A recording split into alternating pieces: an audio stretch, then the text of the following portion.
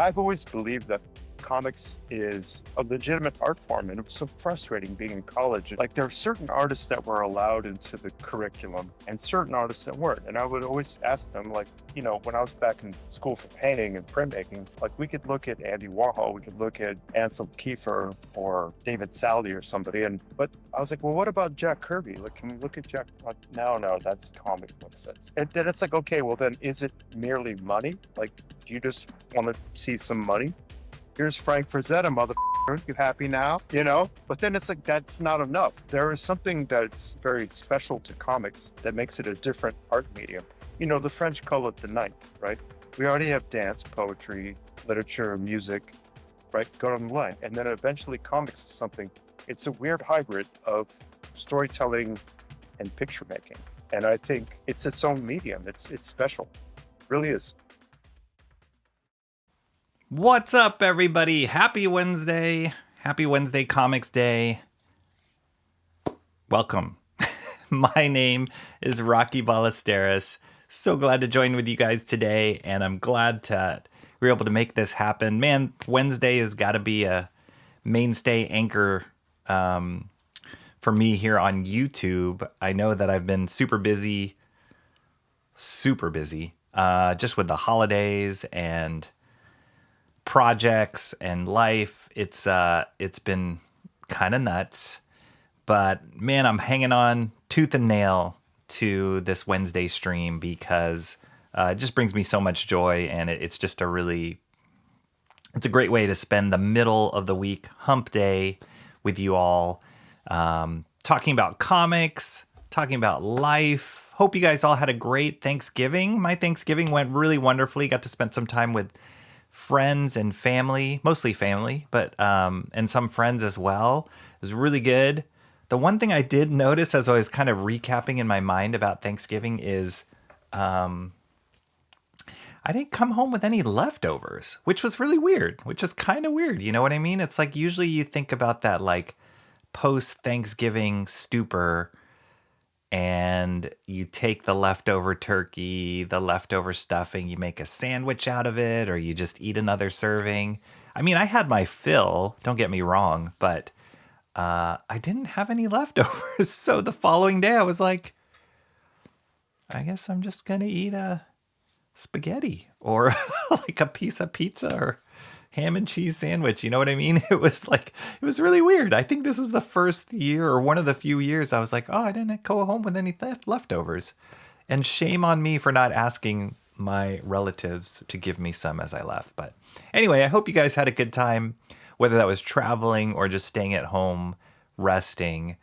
It was good. It was a good time. It was just a good time to recharge and also swing back into it. We are in December. This is the last month of the year. If you guys don't know how the calendar works, this is the last month of the year, December 3rd. Somebody last stream said, once Thanksgiving's over, Christmas is right around the corner. And holy cow, could those words not have been truer? I was at Home Depot just yesterday picking up some various stuff, and Black Friday sale stuff was all over the floor. Decorations. It's kind of nuts. You can feel it, just this like building up of Christmas time. And we did not get our Christmas tree right after Thanksgiving, as I had told you guys last stream. That's sometimes kind of our tradition. Like the day after Thanksgiving, we'll go to get our tree. Decided to hold off. Maybe we'll get it in, I'm thinking in a couple weeks, like a couple weeks before Christmas, I think will be a good time to do it. But we've just been so busy as a family, lots of traveling, lots of stuff going on. So we didn't really have time to do it. And like I was sharing with you last time, it's the debate of like, do we want a dead tree earlier or later? So yeah, I think we're going to opt for later and hopefully have a fresher tree during Christmas time. But holy cow, December is here. It's ridiculous. One thing that YouTube does, if you have a YouTube channel, is they'll give you like a summary. They kind of give you like weekly summaries of how your channel's doing to promote yourself or what's doing well, blah, blah, blah. It's kind of cool. But they also do a year-end a year-end thing. Oh, that's something I forgot to. That's something I forgot to set up. I took some screenshots of what it told me. All right, I'm gonna send this to myself. It gives you like these weird, I don't know, these crazy summaries. And I thought at first it was about my channel, but then it's about my viewing habits, which is a little disconcerting. But I'll show you guys these screenshots in a second. But it's kind of cool. It's like this time of year, whether it's like your Spotify playlist or YouTube, you always get these summaries of how the year went, getting ready to catapult you into New Year's resolutions or, the brand new, how many times is it like new year, new you, or whatever is the advertisement, the marketing term, come January. So you go from reflection to what are all these promises I can make to myself in January that I will never fulfill for the rest of the year. We're heading into that season. Okay, let me see if I can see this. These are hilarious, actually. Okay, I'm going to try and share this. It's not that. We preview. So there are these screenshots that... Whoa. ECam Live is freaking out. There's these screenshots that that they tell you. Sorry, I should have prepped this better, but I think it's kind of funny to show. View window. Okay, that's what I want to do. Merge all windows. One more. Window. Merge all windows. Okay. All right. So here we go. I'll share with you guys. So like, my top interests are 1, comic book art. Great. Superhero movie news. I don't think so, guys. I don't really. I don't know. Maybe it's just like a broad category.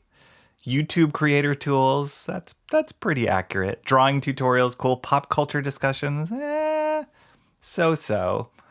And then this one, they say, I'm the creative spirit. Whatever that means.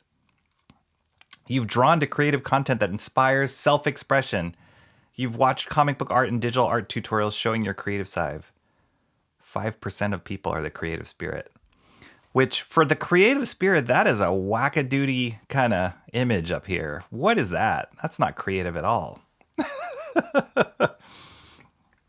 And then finally, as the creative spirit, it's kind of a repetition here. Look at top channels: Michael Bancroft, Evan Edition, Jonathan Jetty. I guess those are the ones that I watch a lot, but to be fair, no offense, Bancroft, I don't get to watch all his shows. Evan Edition, probably because I do that co-hosting with him.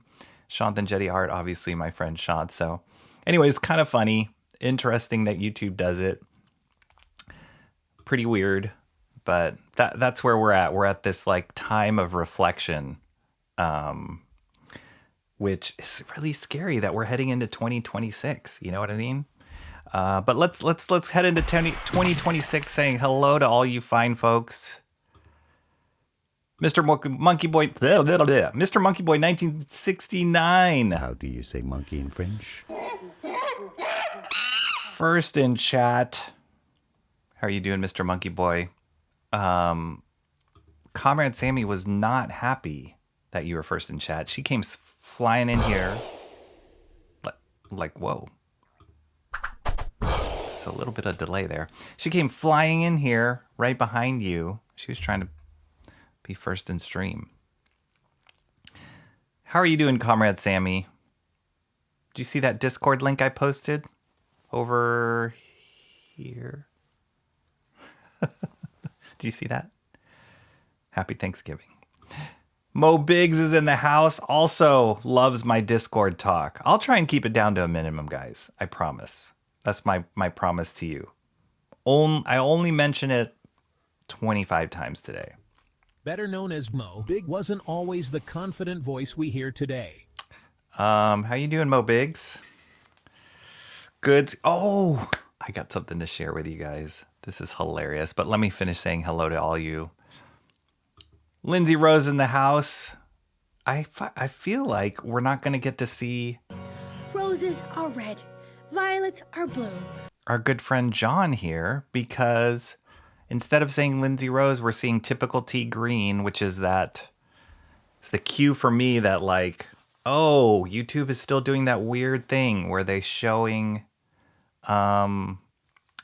the original username that you had when you joined YouTube as opposed to the one you want shown. Sorry, I think that's one of the most annoying things that has happened this year for me. So put that in your summary, YouTube. I didn't like that. That's not creative spirit enough. That's kind of AI overlord feeling. How you doing, Lindsay Rose? Did you get to eat any lime jello for Thanksgiving? I didn't. I told you guys I might make it, but I didn't end up making it. I ended up making this my cousins, who I saw during Thanksgiving, they requested that I make this cranberry dip. How do I describe it? It's not really a dip. I mean, it is kind of a dip. It's basically this cranberry sauce mixture, cranberry, jalapenos, sugar, lemon. You can also use lime if you want, some cilantro. And then you pour it, you like blend it all together. And then you spoon it on top of a block of cream cheese. And then you just eat it with crackers. It is so good. And like they requested, my cousins like requested it.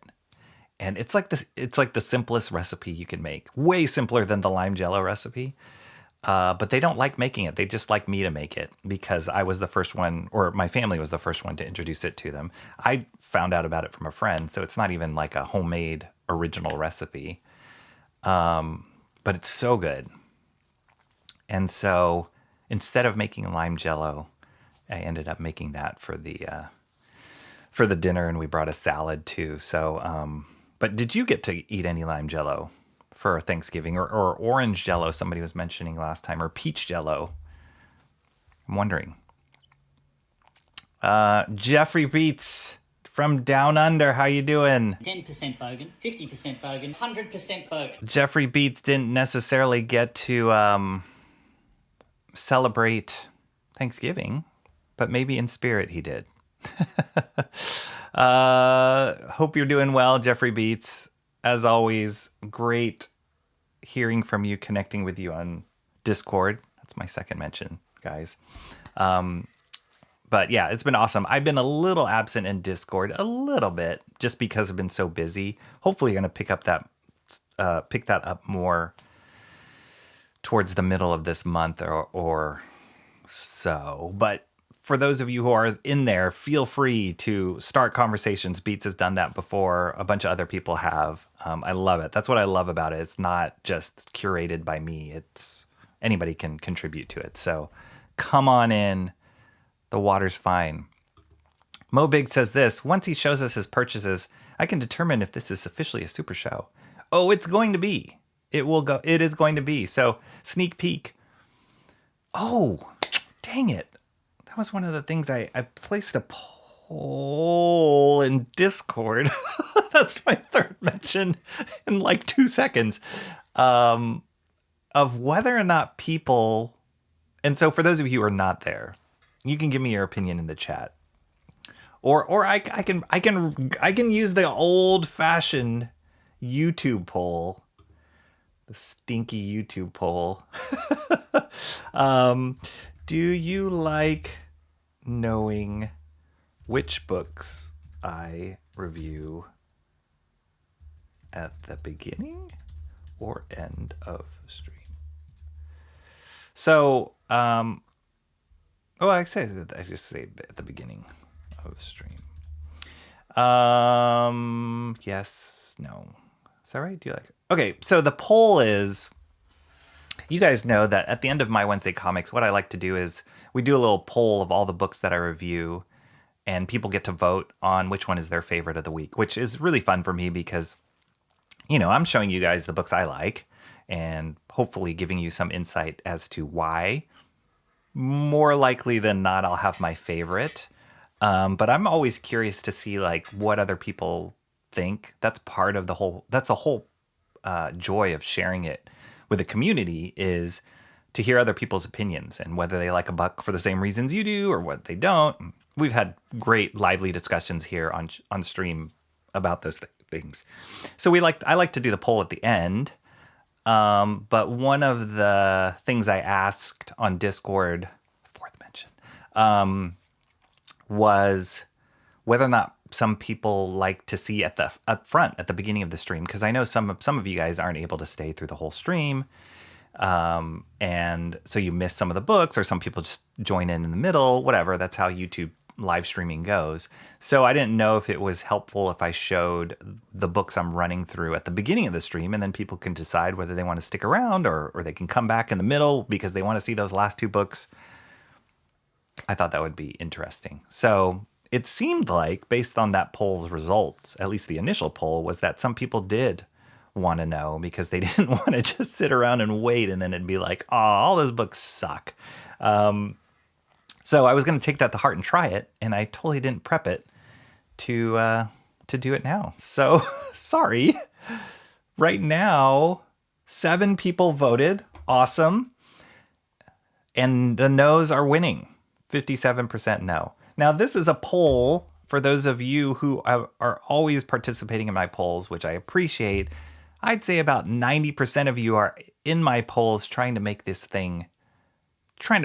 system to make this even or make it a tie, just to drive me batty, which I love. But this is an honest question, so give me your honest answer of whether you want to see. I kind of like the surprise of like, ooh, what is he going to reveal this week if I watch similar streams? But some people like to see it up front. So anyway, I'm curious. I'll let that run, the YouTube poll. I'll let that run a little bit for a few more minutes here as more people file in and I catch up in the chat. But yeah, that is a good question. Jeffrey Beats says, I love this. I love always hearing what other people pick. I picked up a Catwoman number 4 Art Germ variant comic yesterday for half price. Oh, cool. Is that the modern Catwoman? I know Art Germ is an artist who does a lot of variant covers, which you seem like you seem like a variant cover fan, Jeffrey Beats.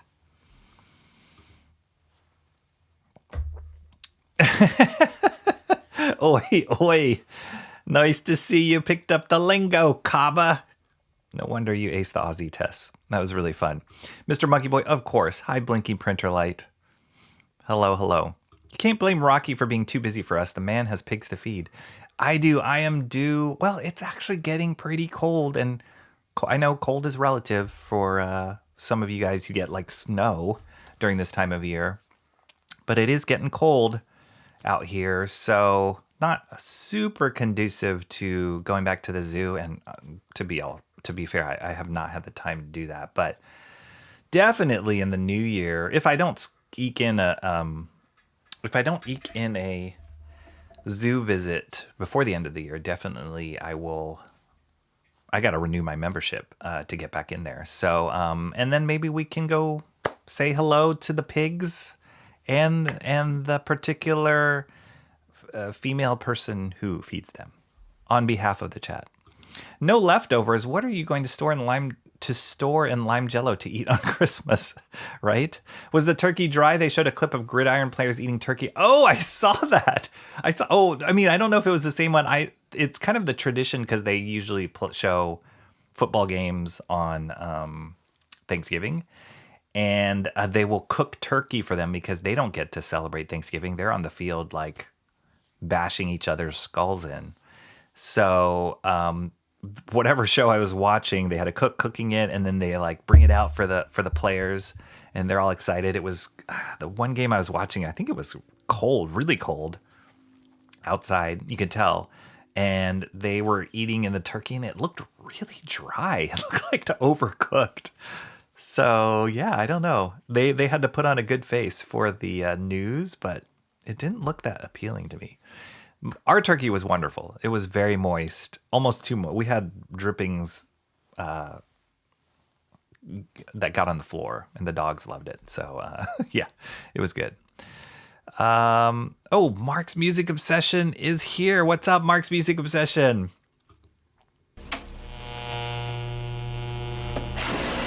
How are you doing, Mark? Mark hit me up on... Wow, this is hard. This is why it's hard for people to give up smoking, right? Mark hit me up on Discord 5 times. And just earlier today. And he asked if I was doing My Wednesday Comics. And I told him yes. And I posted him a little video to say yes. That was my thanks to you. Channel member, Mark's Music Obsession. Comrade Sammy says, my Thanksgiving was good, but my nose decided I wanted to be a runny river. So I spent most of the day dealing with allergies. I think we've talked about this before. I hate the runny nose, like the nonstop runny nose is the worst. It really is. It's like, it's so draining.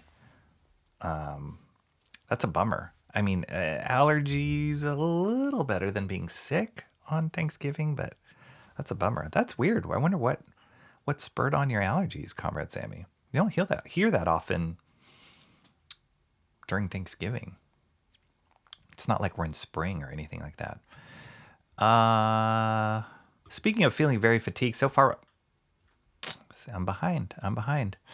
By the way, Rocky, happy 2-year anniversary for your channel. Happy 2-year anniversary. Can you believe it? We made it over that mark. And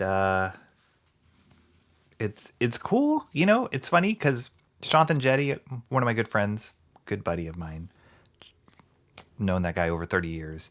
He was a huge part of encouraging me to do this YouTube thing. And he said, you just got to do it. You just got to do it. And I am the kind of person that I don't like to do things half-baked. I kind of like to be prepared and put my best foot forward. But YouTube is one of those things where you just gotta do it. And if I watch a year ago or even 2 years ago, man, is it cringeworthy. And I probably in a year, looking at today, will probably be cringeworthy as well. But it's nice because, you know, there's progress. It's just like putting one foot in front of the other. And you get more comfortable with it. You learn what works for you, what doesn't. So yeah, 2 years. Crazy. It is crazy. We can even give one of these for 2 years. Pretty sure it was in the 1st of December, if I'm not mistaken. It was sometime around then. Michael Bancroft in the house. Morning Rockers. That's right. Where are you? Here we go. That's not a knife. That's a knife. How are you, Michael Bancroft? Michael Bancroft posted something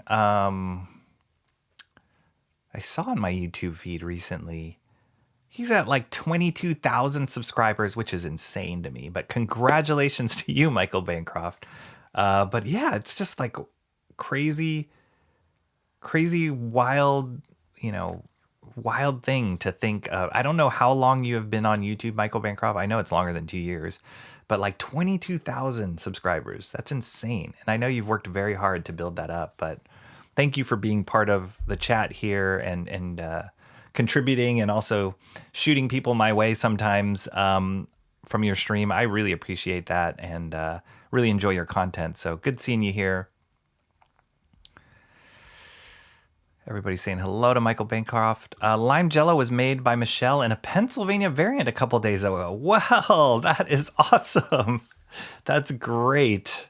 Pennsylvania variant. Was Michelle the one who was mentioning last stream the different flavors of Jello? I think maybe she was. And I'm wondering what is the Pennsylvania variant? Mark's Music Obsession. Zaid Comics, how you doing? Phil, goodness gracious. Good seeing you. I just finished reading The Man with No Strings, Phil. It was super fun, super enjoyable, and rewatching the last stream, and I was like, doo as I was turning the pages. I feel kind of bad. People were like, no spoilers, and I was like, what are you talking about? There's no Oh, yeah, it's really bad. I apologize, Phil. But anyways, fun. Go back, Man with No Strings. That's Zaid Comics' book, his current book he's working on right now. Fun Western, I'd say fantasy, Western, sci-fi flavor to it. Some great art in there, and it seems like a really fun story. So I can't wait. I think he just released, the preview, Ashcan, whatever you want to call it, of the book, and a full book is coming soon. So go back it out, go check it out, and support Phil. It's awesome to see indies just putting their work out there, just like it is like with this YouTube thing. You just got to do it. You just got to put the work in and just be consistent about putting something out there. One of the subtitles on this stream, I said, what did I write? New indies dominate this week. And it's not indie, like super indie, like, well, how is super indie? That's kind of insulting. It's not like independent artists that's just like a solo artist is what I mean. I mean, there's like indies, the indies that dominate I'm talking about this week, and we'll look at the books in a second here, are independent outside of Marvel and DC. And I didn't pick up one Marvel or DC book from the rack today. They were all independents. So it just made me go, oh, wow.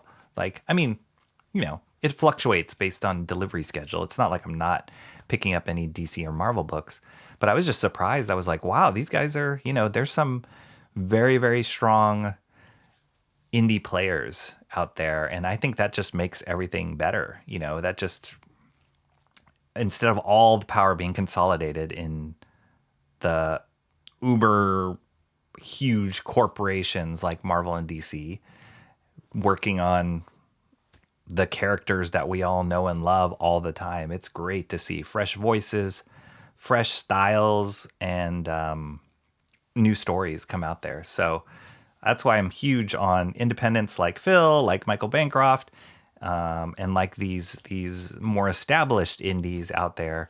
I'm really, really excited to just see what's successful and how they can compete with the big two. So really awesome. You owe it to yourself to watch Bancroft channel to see me in the chat. I know, I do. I try my best. I think I've mentioned it before. There's a few times where I'm like, I know that Bancroft does stream on Wednesdays. He'll do like his art share on Wednesdays. So like right after this stream, sometimes I have to go right into like dinner time, making dinner or whatever, picking up kids, all this kind of stuff. So I can't catch it then. I'll just watch it like on replays. And then there's other times he'll stream and I'm in the middle of work or whatever. So it's always been kind of a time thing. Go figure, because he's in Australia. But he's here, so I'll try better. I'll do better. Spotify does that too. That's right. It does. Sorry. My New Year's... Dang. I wish John would just make it all. Me too. Where is John? It's not the same with Adam. It's not. It really isn't. Michelle is here. What is up, Michelle? Good seeing you. Second time in stream. Lovely having you here. The second half, or maybe the first half, of the M&M duo. Great seeing you here, Michelle. I heard you made a Pennsylvania variant on the lime jello. Would love to hear what that variant is. It's like a variant cover for a comic. Cranberry sauce mixture, cranberry jalapeno. Say his name one more time. Wait, did he show up? Did Cranberry show up there? I made my mom's lime jello. Oh, awesome. Is it different? It must be a different recipe then. Oh my gosh. If you dare, you can share the recipe with us. We would love that.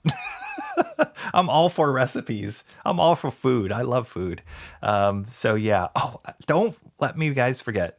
You guys don't let me forget. I have to show you something that I got recently. We also made cranberry jello salad, which I mistakenly called lime jello as a result. That happens. Yes. How do you pronounce your last name? Jeffrey Beets? Is it Beets? I hope so. That's what I've been saying this whole time. The Aussie economy is up. That's right. I've been a little absent. Even Rocky's getting tired of Discord. Beats is right. Nice. Didn't hear say earlier it was gonna. Yes, I'm sorry. I'm gonna give you one of these.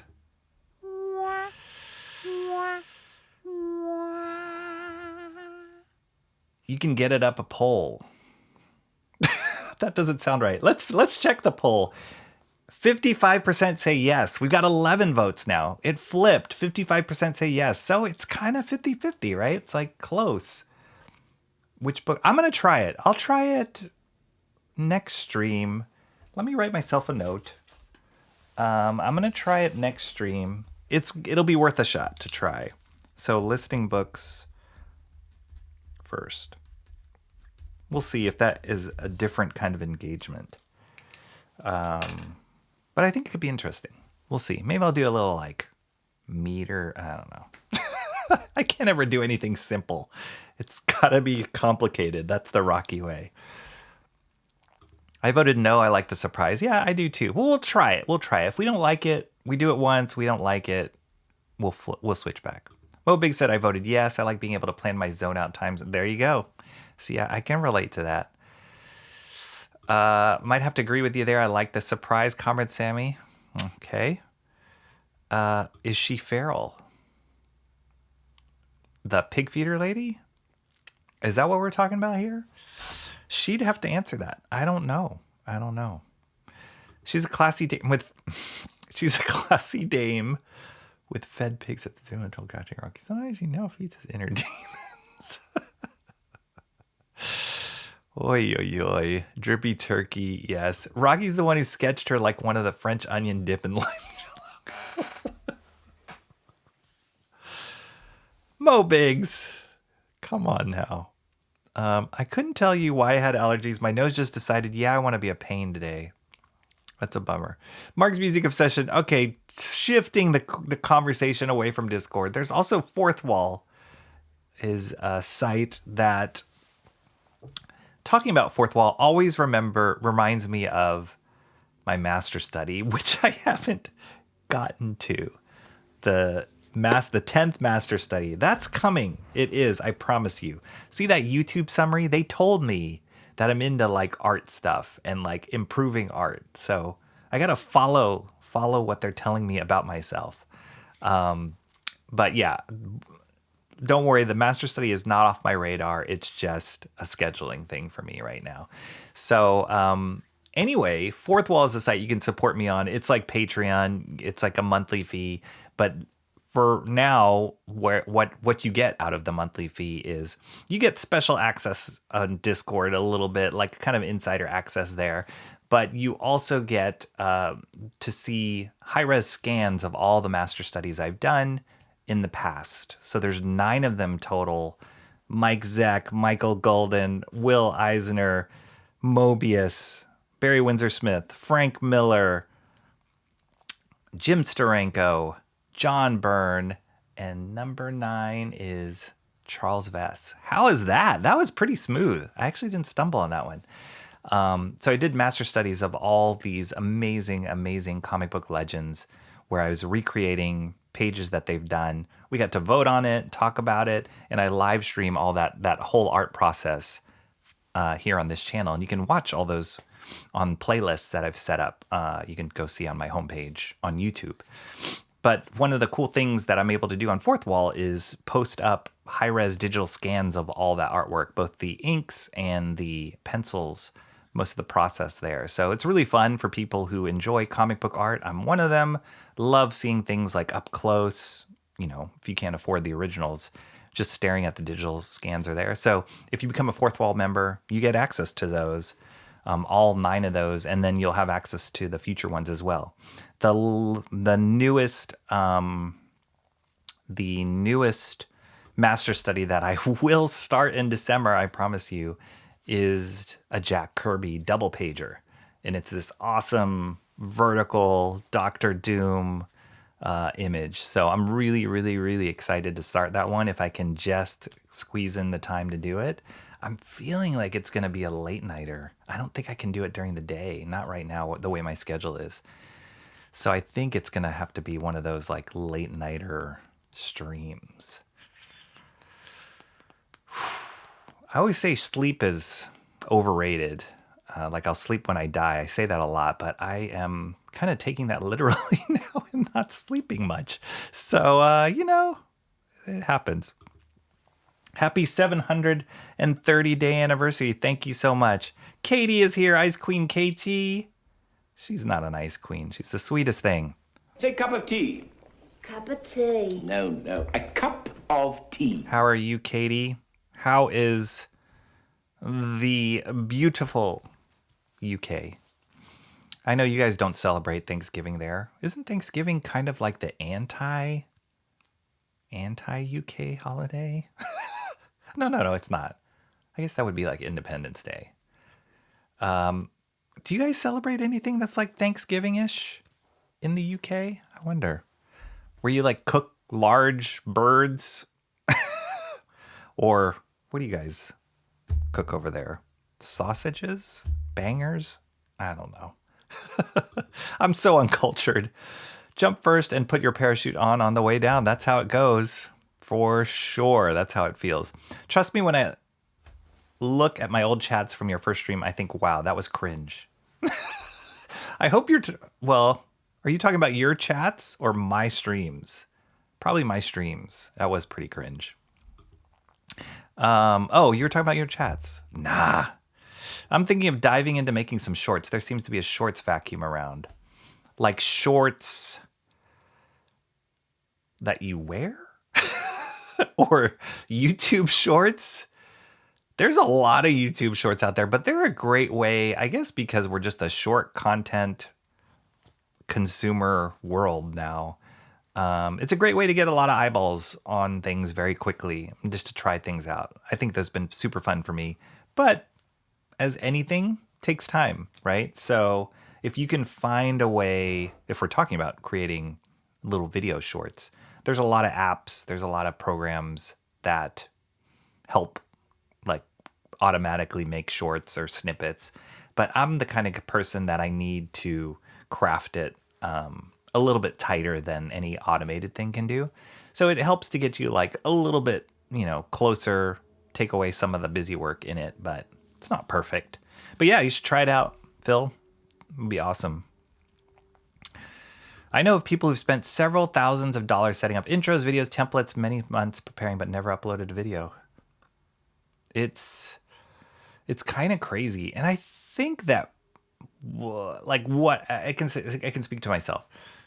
What you think people pay attention to or will remember is so different than the reality of it. And so the amount of time that you spend obsessing over details that people don't even notice is kind of insane. So sometimes you just got to put it out there and people just remember, oh yeah, there's Rocky. Oh, we'll just watch something from him. As opposed to all the little, I got to get the lighting and the image and the graphics. Nobody cares. I mean, they care, but not enough to stop you from putting the thing out there. And maybe that's the same advice when you're producing your own comic, right? Phil can speak to this. Michael Bancroft can speak to this. Sean can speak to this. Sometimes you just gotta get it out there and keep doing it. And then the more you do it, the faster you'll get, the better you'll get, the more people see it, and you just build on that, as opposed to like, this is going to be my magnum opus comic of all time. And then you never put it out there. I've got a million like Star Wars, Lord of the Rings, genius ideas that would make me the billionaire creative poobah of the world that are just trapped in this noggin. So that's how it goes. That is the artist's struggle. Michelle was listing Jello flavors like Bubba talking shrimp. Comrade Sammy says, how are you, Katie? I miss seeing you in chat. Oh, that's really sweet. I'm doing pretty good. Thanks, Sammy. Yeah, I missed you guys too. Yeah, we miss you, Katie. I know you were taking a break. And then I saw you streaming again last few weeks. I saw you streaming again And so it's awesome. It's awesome just seeing you out and about in the YouTube land again. Since late 2019, Michael Bancroft says. Oh my gosh. That's like 6 plus almost 7 years. Wait, 2020 is 1. Yeah. Oh my gosh. That is a long time. Several times a week. Wow. Congratulations. You're welcome, Phil. My pleasure. If only read the absolute line, I wouldn't be. If I only read the absolute line, I wouldn't be invested in DC either. Hater. Useless information, but it's my birthday today in Australia. Useless information. It's your birthday today in Australia. Is tomorrow your birthday, Katie? Happy birthday! What are you doing for your birthday? Hopefully, there's a lot of December birthdays floating out there that will be happening. So, hope you have a great birthday, Katie. Celebrate with your family. Why is it in Australia? Is Australia a different day than you? I'm so confused.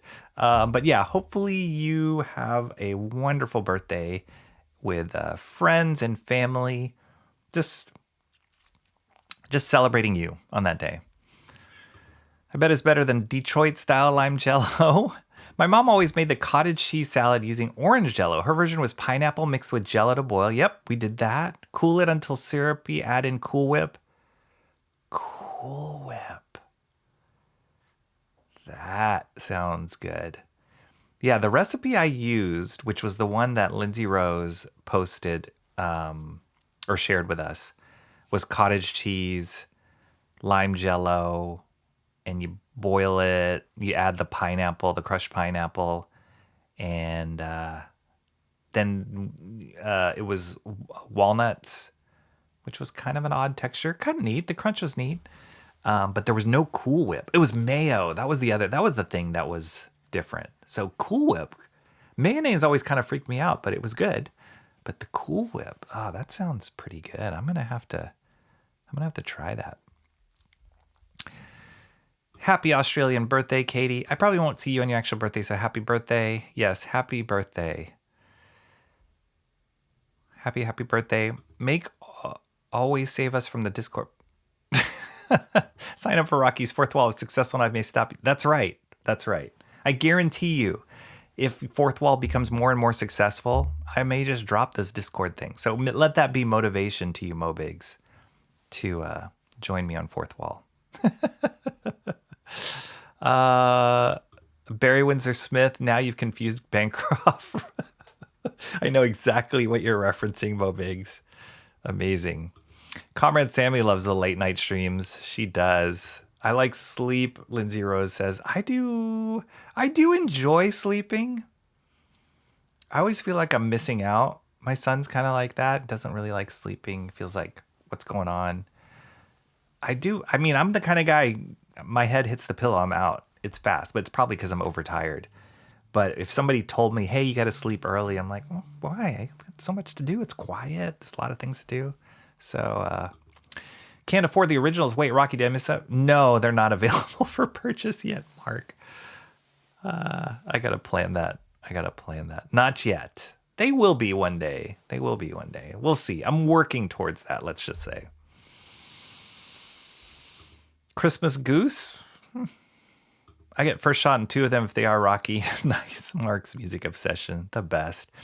We don't celebrate anything like Thanksgiving, sadly. You guys are just not thankful in the UK. They cook bangers in the UK. Bangers and mash. That's what I was wondering. Mushy peas. Mo Biggs dropped a link. Okay, I'm going to end this poll. The yeses say 55%. 55%. All right. We're going to try it next time. What is this that you just sent me, this link? Oh, okay. I can't play that on stream. There we go. Okay. They wish they were trapped in Bancroft's noggin. More leg room. Dang it. Bancroft, I'm with you, man. This forehead, 5-head thing. I'm with you. 6 years. That's a long time. Yeah. Can someone tell me what happened to the Big Ben emoji? Was there a Big Ben emoji? Why would we have a Big Ben emoji? It was probably banned along with the Union Jack for being too offensive. What? I just watched Bancroft to watch the toilet butter go the wrong way. Aussie is in tomorrow. Cool Whip. That sounds good. Rocky had that dreamy look in his eye where you could tell he's thinking. She will share her mom's recipe next stream. We don't have it here. Okay. Awesome. Or she can drop it in. Sorry. I was slow to the draw. Or she could drop it in.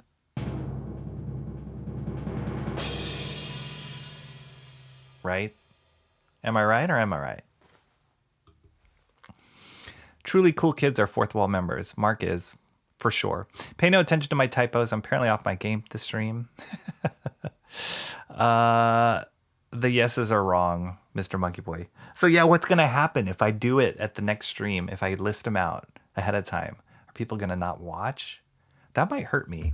I'm going to try it. We have to try it because it might surprise us. Dang. That is amazing. That's amazing. Okay. So one thing before I get into the comics, one thing that I wanted to share with you guys. This is amazing. Okay. This is from my kids. Check this out.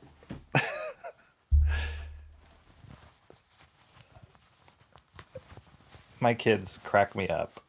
Look at this shirt. I told them I would wear it on stream. And so here it is. I think it would be the only place I could wear it. I would feel a little odd wearing this out in public. What do you think? Should we sell some of these? Come on. This is one of one right here. It was a surprise. And I love it. I love it. That's how sweet my kids are.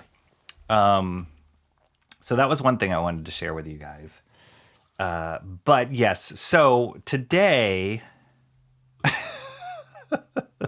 I know how not to make that look really inappropriate. Today, I have a massive unboxing, but I'm going to save that to the end. So good thing we didn't list out what was going to be shown today because that would have spoiled the surprise a little bit. But I'm going to save the unboxing to the end. It's going to be massive and I know what it is because there was no mistaking when it came in the mail. So yeah, that's going to come at the end. That'll be the last thing we look at on stream. The first thing I'll look at on stream though is, Cranberry's not here. Dang it. He said he's working. Here, I thought you were building up to a new moderator in chat. If it's not broke, don't fix it, Rocky. The surprise is better. Mark's weighing in. Lindsay Rose is sweet. Oh yeah, we said that. Wear it to the comic shops and grow. Wear it to the comic shops and grow your channel. I might. I might. We'll see. I love it so much. Actually, I really do. So. It just makes me laugh. I got to go to a meeting back soon. Make sure no one eats bangers. Okay. See you soon, Jeffrey Beats. Don't miss out on the end of this stream. Yes, I got you. I understand now. Body parts. Back in an hour, chew the fat. We'll be over by then. That's right. Or I watch later tonight. Back in an hour, hopefully. Yeah, we might not get to the big ending, the finale that will make this a super show. Mo Biggs. Okay, so, we'll get into this first part. So this is sort of an unboxing, but I couldn't wait. I was actually kind of anticipating these first things coming because last stream, if you remember, and you can watch it on my channel, I got a mystery package and it was from none other than Cranberry Langers. And unfortunately, he's not here right now because some people said he's working. So if you're watching this later, Cranberry, thank you so much. So he sent me a package, and he actually reached out to me on the side, and he's like, hey, I want to send you something, and, just something that I'm interested in. Would you care to read it? And I'm like, yeah, sure. So he sent me this. Animal Man Volume 2. He's been talking about this book a lot, and the artist is Steve Pugh. I believe that's how you pronounce his name. And I've been super excited to get into this because Cranberry's recommended, and I love getting recommendations from people and hearing their perspective on stuff, but I couldn't find it. It's really hard to find. It's not like the most popular book out there.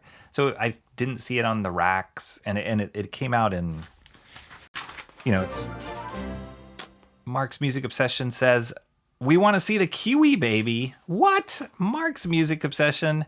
Thank you so much for the $4.99 super chat. I appreciate that so much just for the Kiwi Baby. Heck yeah. Kiwi Baby's awesome. All right, here we go. Kiwi Baby.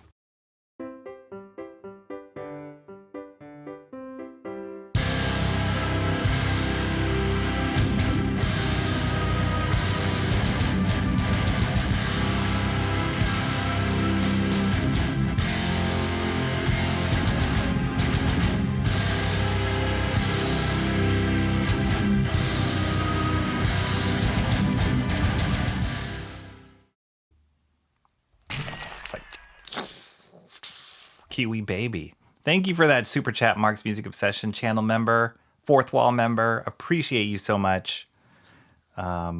Anytime. Happy to drop the Kiwi Baby.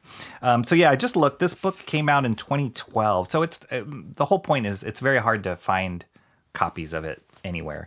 So Cranberry was nice enough to send me volume 2 last stream, and I had no idea it was coming. I mean, he kind of hinted at something, but I didn't know, and it was not shipped directly from him. So it's not like it said from Cranberry or whatever.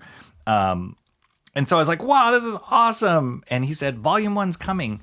So this last week, let me switch to this view.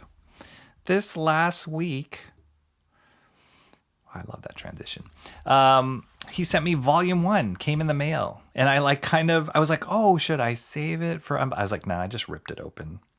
So this is volume 1, and it's drawn by a different dude, Travel Foreman, which is such a cool name, Travel Foreman. I think my wife had a coworker before whose name was Blaze Cannon. I think that's what his name was. Is that not the coolest name? Travel Foreman's right up there. That's a really cool name. So yeah, anyway, this is volume 1 of the volume 2 that Cranberry sent me. Awesome. I am so excited. Good thing I didn't start reading volume 2 because I probably need volume 1 to start. So yeah, let's just flip through this really cool because it's not Stephen Pugh or I don't think it's Pug. Stephen Pugh. But just to recap really quickly from last stream, this rendition of Animal Man, written by Jeff Lemire, is... Oh, my plate's in the picture. You want to see what I'm snacking on? Have you guys ever heard of pineapple tarts? It's like an Asian dessert. These are so good. These are from Singapore. It's like really flaky, and it's filled with this like pineapple filling. Cranberry Langers, he is here. Just send a super chat for $1. What's up, Cranberry Langers? More kiwi for everybody while I clear my throat.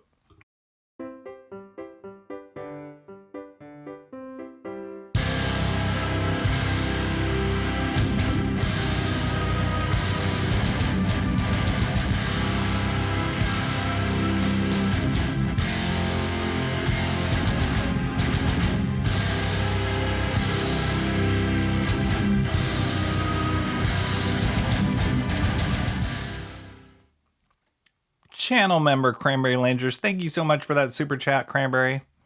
Great. I'm so glad you could be here for me to go over the other stuff you gave me. Really, really, really generous. So this is volume 1. And the brief recap, because I haven't read these yet, is this is not your everyday Animal Man, from my understanding. Animal Man always was kind of this like jokey side character, C tier, D tier character. This seems like a very, very serious, kind of dark, gothic I think somebody had mentioned H.P. Lovecraft kind of version of Animal Man, which is cool. It's really cool. It's kind of cool when, I mean, it can be overdone sometimes, but when people reinvent minor characters or characters that aren't so popular, they can inject a lot of good life, and you can get some great, I mean, just look at like the MCU movies, right? So a lot of those characters, even the start, one of the most successful first MCU movies, Iron Man. Iron Man was a cool character and was a main part of Marvel Universe, but he did not have the popularity or the the top billing that he got until they kind of reinvented him in the movies. And a big part of that has to do with Robert Downey Jr. So yeah, when you do that, or you look at like the Guardians of the Galaxy, right? Those were like at best C tier characters in the Marvel Universe, just weird alien things, and they made them really cool in the movies. So I love it when they do that. It could also be overdone, and trying to make a very minor character too important can also backfire on you. But it seems like that's what they're doing here in Animal Man, like trying to reinvent him a little bit. And so I'm kind of surprised that, maybe it's because I looked at volume 2 first, but this guy, Travel Foreman, I've never heard of him before. But his art style looks very similar to Stephen Pugh's, or maybe vice versa. Pugh's artwork looks very similar to his. And I don't know if you knew this, Cranberry, but I saw this when I was reading the credits at the beginning here. John Paul Leon is an artist on a short story in here called Tights. John Paul Leon is one of my favorites. Love John Paul Leon. He passed away a few years ago. Unbelievable talent. But when I saw that, I was like, whoa, this has a John Paul Leon story in it too. That's creepy. Anytime you bleed from your eyes, not a good sign. So yeah, the artwork, I'd say in general, between Travel Foreman and Stephen Pugh is really, really interesting. Very different from any kind of mainstream look. And I mean, this horrific body horror kind of stuff is, this artist is kind of perfect for. And for sure, just looking at it, not knowing the story at all, really kind of really kind of turns it into this interesting take on who Animal Man can be. Whoa, that's disturbing.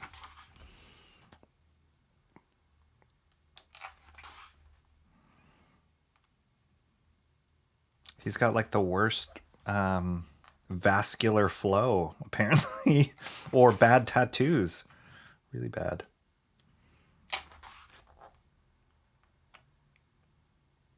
Wow. That's gross. There's a lot of gross imagery in here, but I'm kind of digging it. Mm-hmm.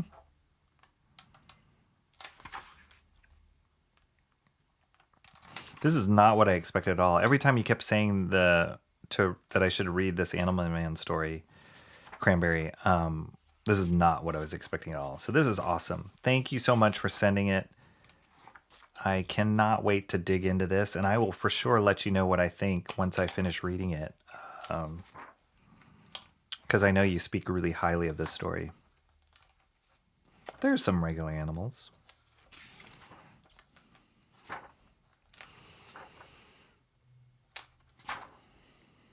Yeah, it's gross.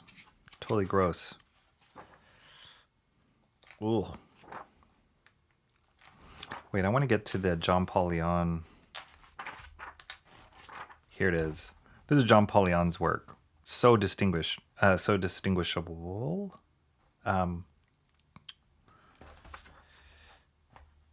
He just had this amazing, like, graphic style, but it felt so real.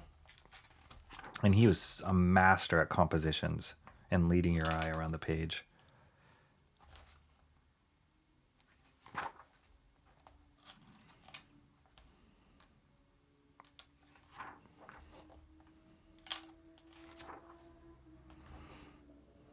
Yeah, I love it.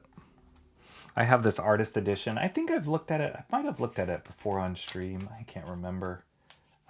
He did this series called The Winter Men, and they released, I think it was on Kickstarter, an artist edition of it. It's really hard to find now, so I'm glad I backed it. But it's like all the original art from the series, and it's just, his stuff is so beautiful. It's great.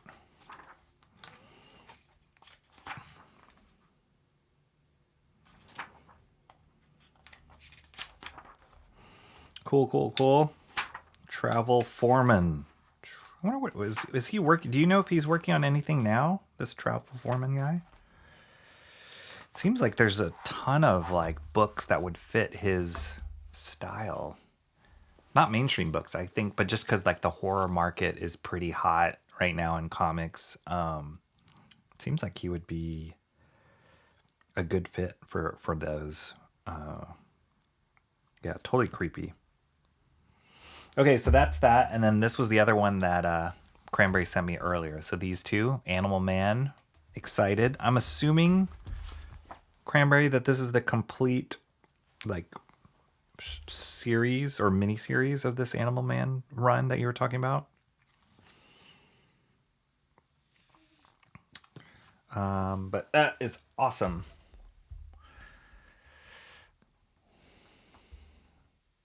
People they have writing Star Wars these days tend to refer to Jedi as space wizards. And instead of saying blaster, they make a finger gun and say pew pew. Oh, like Stephen Pugh. That's what you're saying. Nice. It's a certified super show, Mo Big says already. Mark's music obsession, he's currently eating lime jello. That's awesome. Blaze Cannon, I think I know his sister Lucy. Luce for short. Are you joking? Luce Oh. Brilliant. Oh, tarts. I thought you said tarts. That could be good. Pineapple tarts. No, tarts. Yeah, really good. Rocky, did you get anywhere on the membership gifting option? Oh, okay. So Mark asked me about this. I have no idea. Yeah, I don't know. Maybe Bancroft knows. Apparently Mark says that you can't give gift memberships. One of the things you can do on my channel now is you can give gift memberships. So basically, out of the generosity of people's hearts, they pay for memberships for other people to become members. But it's not even they can pick who becomes the members. It's randomized. But I guess the appeal or the draw of it is if you're willing to support a creator, a content creator, and you want to put down money, at least it's going towards like building the audience of that creator, as opposed to just like money out into the ether or into somebody's pocket, which, hey, money's money, right? But yeah, that's how gift memberships work. But Mark was saying he can't give gift memberships on his iPhone. He has to be on a desktop to do it. I couldn't find anything. I was doing a lot of searching on like issues like that, Mark, and most of the issues were people not being able to receive memberships because it is something you have to toggle in your own settings. I think I've toggled everything on as far as gift memberships, and people have given gift memberships on my channel before, so I'm not exactly sure what it is that's happening on your side, and I can't really test it out. I mean, I guess I could. I can't test it out because I'm the channel, but I can't really test it out on the side of like, oh, is it work now on my phone, because you have to be on live stream when you do it. So I'm not know if anybody else knows or has experienced that. Let me know. But that does remind me that it's December and I can give gift memberships myself as the channel creator. So I'm going to do it. I'm sending 5 right now. Let's see what happens. Mo Biggs, you already have a membership. So unfortunately, when you have a membership, you can't get another one. That wouldn't be fair. So these 10 memberships, I'm sorry, I can only give 5 right now. I can give 10 total in December. But these 5 memberships are going to go randomly out there according to the YouTube algorithm. May land on some of you out there right now. Who knows? But let's try it out. I get 10 every month as a content creator, free to send out. So let's see what happens. All right. I sent 5. Well. Emo Trash got one. She's not even here. Maybe the trick is you can't be here to get it. Michael Bancroft. Actually, Michael Bancroft is here. He just got one. Christopher John won. Don't know who he is, but he got one. White Eye One got one. And Koinola Russ got one. How about that? Mobig says a Kickstarter campaign would describe this as a Lovecraft letter to Animal Man. Probably. 4Man makes me think of that 70s show. Okay. I have to go back to work, but I hope you liked them. Hey, everybody. Sorry I can't stick around. Animal Man is a great book. Thank you so much, Cranberry Langers. Appreciate your support, as always, and contributions like this. It's really awesome. It just is such an aspect of this channel that I love so much, just interacting with you guys. Wish I could stick around. You guys are awesome. Good to see you, Rocky. Just when I ran out of jokes, Cranberry-style jokes, he's leaving us. There's a lot of gross imagery in here, but I'm kind of digging it. Young Rocky said the same thing when he discovered a box of alternative literature in the woods. Ugh. I'm on a couple channels that have the option on my phone, like the photo. Yeah, so it is possible. I don't know what it is. Yeah. You know what I got to do, Mark? If nobody has an answer in the chat or experience with it like you do, what I can do is I can send out a question to YouTube. They take forever to respond, but maybe sometime every now and then I can get connected to somebody on live chat and maybe they can explain it. So yeah, I don't know. I really don't know. See, Michael Bancroft received, Emo Trash, White Eye One, Koinola Russ, Christopher John, all these people. Michael Bancroft, newly mintered channel member, got one. Yes, Emo can drop Jello again. And the trick is not to be Mopigs. Yeah. Well, we got 5 more to give out, Mark. So I'll try that next stream. And hopefully we can get one to land on Michelle. I really wish there was a way to target it a little better, but we can't. Yeah, let's get Emo in here. Emo, get in here. Okay, so this, I know Cranberry left, but this was another book. He sent me another book. Like it was like Christmas, these books coming. He sent me this book. I've never heard of. So the only Elektra that I'm really familiar with is Frank Miller's Elektra. As you guys know, I did that. One of the master studies I did was Frank Miller.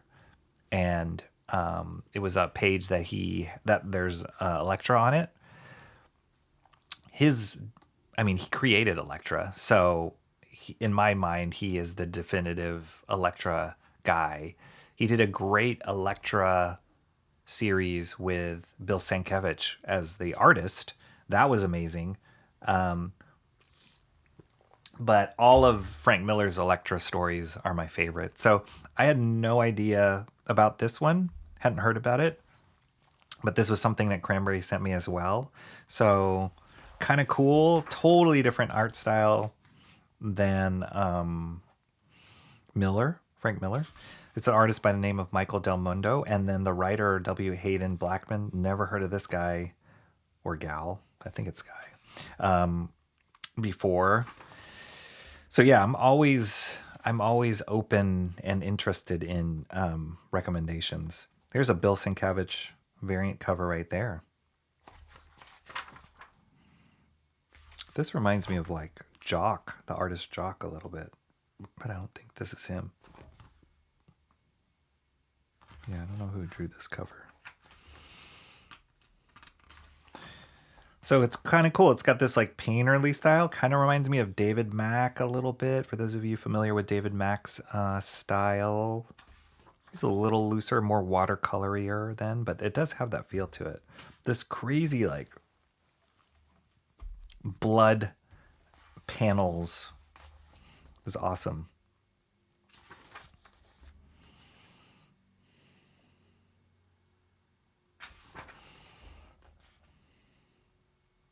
And then this character, I've never heard of this character before. His name's Cape Crow. I don't know if he's just new for this series or if he's been an existing character before. I kind of have a hunch he's new to this series. In this series. So it's neat. They're doing these kind of fun, interesting panels using the artwork to create the borders. It's very kind of expressive and yeah, just more painterly feeling. It's a cool color palette. Let me just double check. Color artist Michael Del Mundo, Marco Delfonso.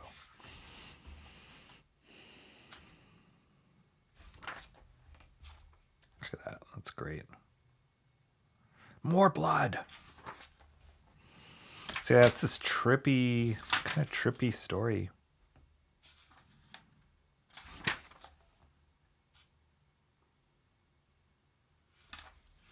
And because it's called Bloodlines, I'm guessing it's about like her ancestry. Is this Scalp Hunter? This looks like Scalp Hunter. Scalp Hunter is in the Mutant Massacre. Yep, the Scalp Hunter. His ability was like he can kind of make a weapon out of anything. I mean, they've had other characters that done that before, but the kind of cool thing was he'd have this armor that was made out of different pieces of like guns and weapons, and on the fly he would take different pieces. At least this is how it was in the Mutant Massacre. He would, connect different pieces off of his armor, like impromptu, and make different weapons out of it. I don't know if that's still his power. And is this like a Bullseye lady? Bullseye is always tied to Elektra. He's the one that killed her.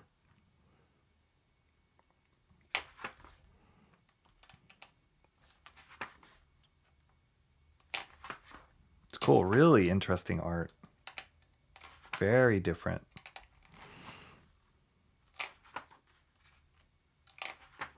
I like the colors a lot.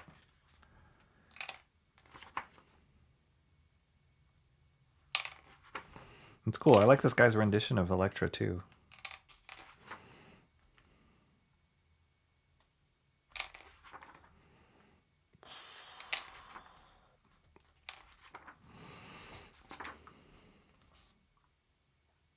Yeah, look how deep those colors get.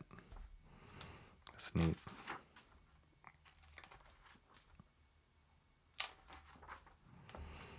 Yeah, it's so funny. These the Animal Man and this book, I would say, it's a lot of times when you look at least a lot of times when I look at comics, a lot of mainstream comics for sure, you can kind of pinpoint who influenced who, and you're like, oh yeah, that guy loved Arthur Adams, or that guy loves whatever, Travis Charest, or that guy's a big John Byrne fan. And you can, whether or not their style is exactly like it, or you can see it's influenced by it. I have a pretty good eye of like picking those out. But these artists, these two artists that Cranberry shared with me, I wouldn't be able to tell you who their influences were. So I love that. I love that because probably I tend to gravitate towards a certain kind of artist. And these would not be them. So it's awesome to be exposed to something that would not be, normally on my radar. It's a Tim Sale Elektra drawing. That's cool. So yeah, that's cool. That's great. Another cool recommendation from Cranberry Langers. Elektra Bloodlines. Pretty neat. Elektra Bloodlines and the two Animal Man books from Cranberry Langers. And it's funny because when people, I don't know if you guys feel this way, like when people recommend things to you, I feel like it's almost like you're learning a little bit more about that person based on the recommendations. And specifically when comics, the more you get to know people and they tell you, oh, this is my favorite comic, or I read this growing up, or these are my favorite artists, these are my favorite writers, you can kind of start like interweaving or connecting, building a more coherent picture of that person based on their likes. I think the same thing goes with like movies. So yeah, it's really fascinating to see Cranberry send these as recommendations because it gives me kind of more of an inner working of what he likes.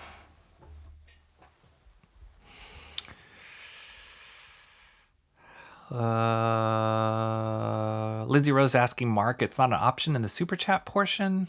Yeah, I don't know. I don't know what it is. Usually it is. Like when, at least for me, here, let me look at YouTube on my phone. Because when on the chat on my desktop, there's like a little $sign. Oh,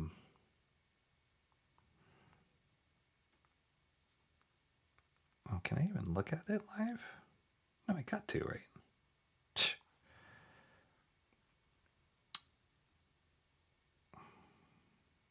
Wait, how do I see that? Can I even see my own self on YouTube on my phone? Oh yeah, here we go. Okay, so... Oh, mute that. So then when you click on the $sign... And you're a member on this channel. I know you are, Mark. So why doesn't that show up? Because it says...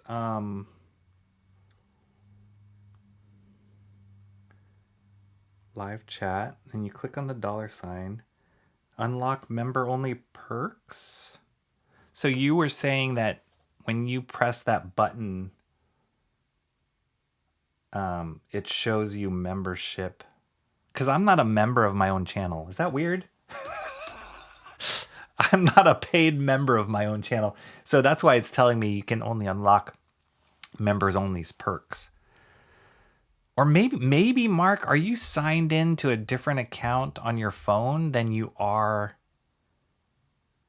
on your desktop? This is where having a burner accounts can mix you up. Because maybe you're signed in on your phone to a different account that's not a member? I don't know. Are you like maybe... That's my only guess. Because if you're a member, it should show up that you can do it. I think. Modern Frank Miller would be perfect to draw an absolute daredevil. Modern Frank Miller would be perfect to draw an absolute daredevil. Is that a joke? Mm-hmm. That's a technical term. Cape Crow sounds like a Netflix insert character in a live-action Lucent. Gosh. Nolan, Super Chat and Super Tickers. I don't see the membership to join tab as I have one already. Huh. I don't know. Was that one page an underwater scene? That's a great question. I think it was. As far as the colors it looked like.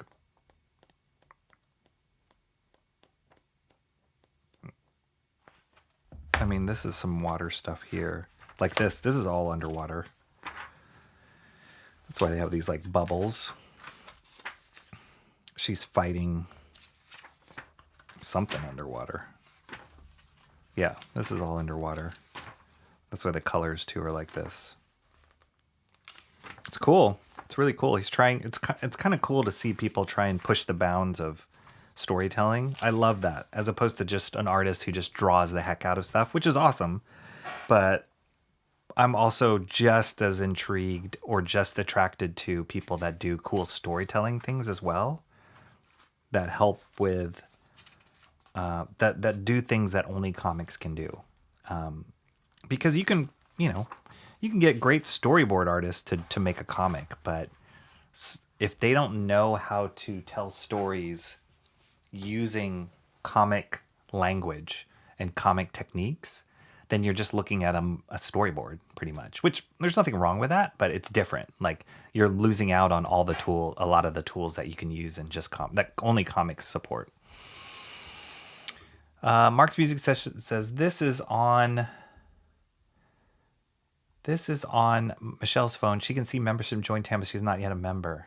Why isn't she a member? Just kidding. She can see. Okay, let me just look at this picture. Yes, that's what I see on my phone. That's exactly it. So then Mark said, this is what I get on.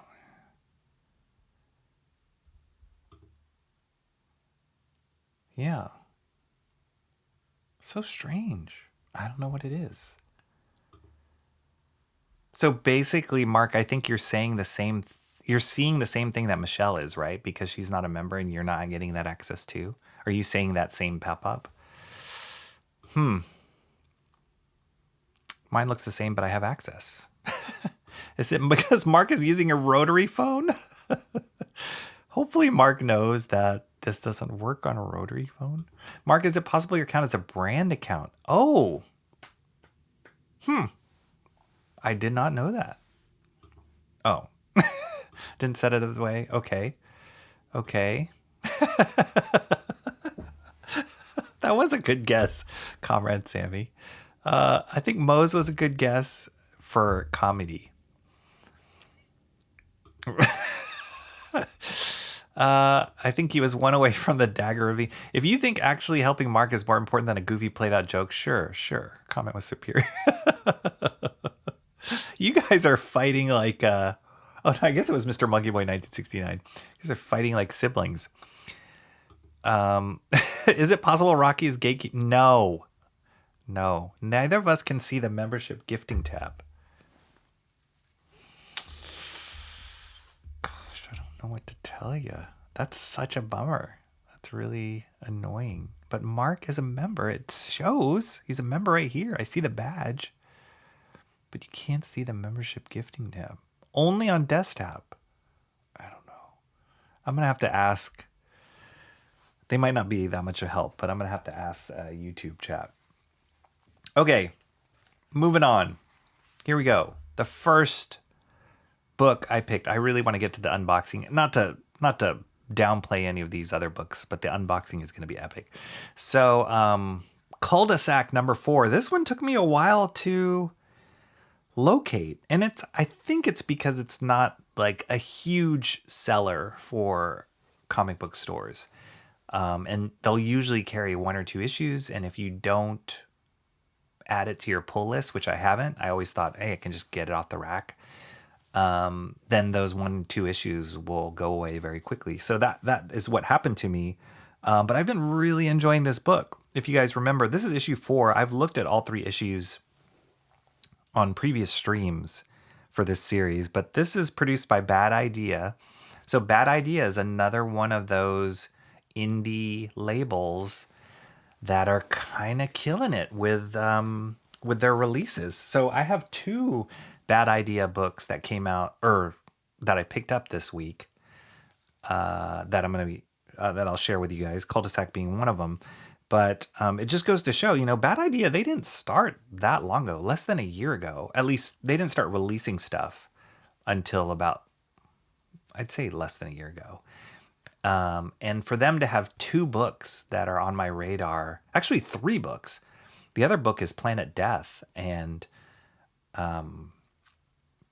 3 books on my radar for a small indie label is pretty impressive. I've really enjoyed this book. It's a vampire genre, horror genre, heavy on the vampires. And a huge draw for me is Jonathan Weishak's artwork. He's awesome. I just got familiar with him recently, but he's perfect for this book. And it's because he's doing very crazy things with his artwork for this series, and it just fits. He does this kind of sketchy, it feels almost sketchbook kind of style And he'll do some panels that are heavily painted, and then some panels that look just like pen and ink.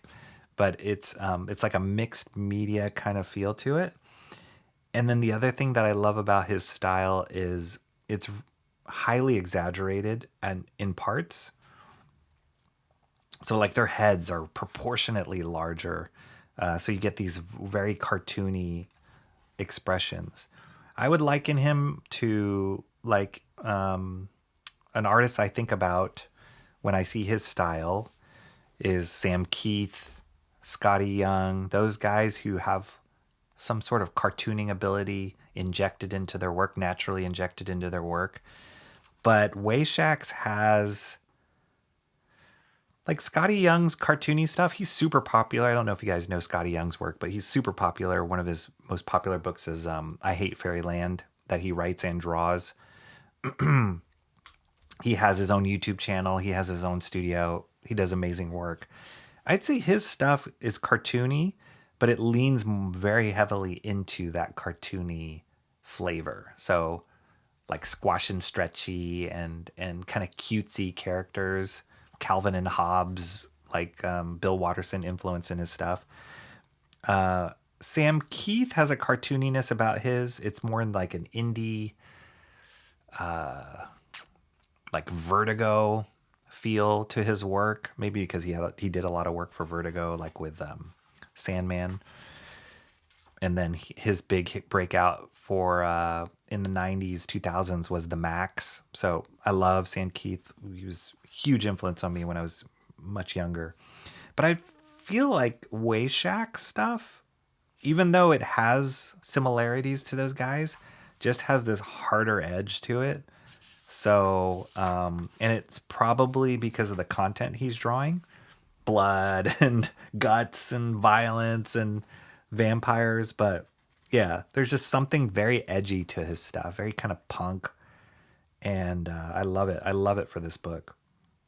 And the story's been great. It's kind of, the setup is there's vampires in the world, and there is a breed of vampire or a kind of vampire that are even higher than regular vampires. So like, just think of it like vampire royalty, but they're also hated by the other vampires. And so people are trying to kill them. And there's vampire hunters that are trying to kill them. There's other vampires that are trying to kill them. So there's this interesting dynamic set up. And the main characters are these kids who just learned, they're all neighborhood kids that they live in the same cul-de-sac. That's why the name of the book. And they just learned that they are part of this lineage. And right when they learned it, they're kind of going on this coming of age camping trip. Their entire families, their parents got slaughtered by some of these vampire hunters. So now they have to wrestle with the fact that not only are they who they were has been turned upside down, and they realize they're these life-sucking creatures, but they also have to figure out like how to survive without their parents and kind of adjust in this world. And they're being chased by the vampire hunters and other vampires and stuff. So it's just like you're on the go immediately, and it's very tense. And but there's great interactions between each of the kids. They're all dealing with it differently. They're like I think they're two separate families, so they're not even all related. Some of them are, but so yeah, it's cool. It's a really cool. And then there's just these awesome vampire designs that Wayshack is doing. One of them is this hunter that's coming after the kids, and she's just getting more and more gnarly, as you can see. This is her character here. But it's cool. Yeah, there's a lot of cool character stuff. Oh, wow. That little girl just went like full-on beast mode, literally. So yeah, this is the stuff that I love that Wayshack does. It's like his shift in style or the shift in media are enhancing the emotion and the situation of what's going on. So it's not like he's just randomly coloring some stuff and not doing other stuff. It's like there's a purpose to it. And that is what comics can do.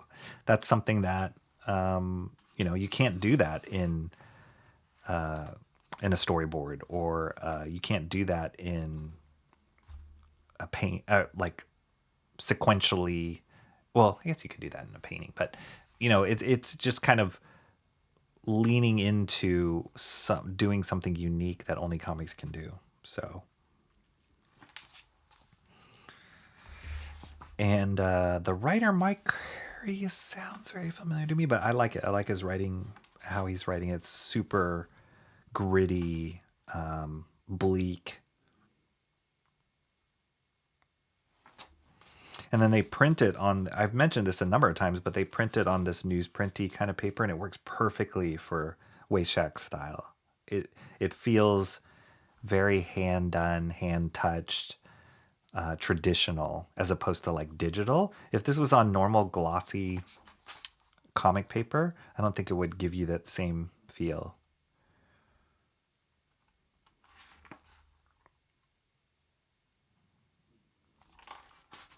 It's great. Okay, so I think that's the end of issue 4. God, that's cool. It's a cool image. Like crazy demonic flying vampires with Uzis and like katanas. That's awesome. That is really awesome. So yeah, it's dark. I'm not gonna lie, it is a dark story,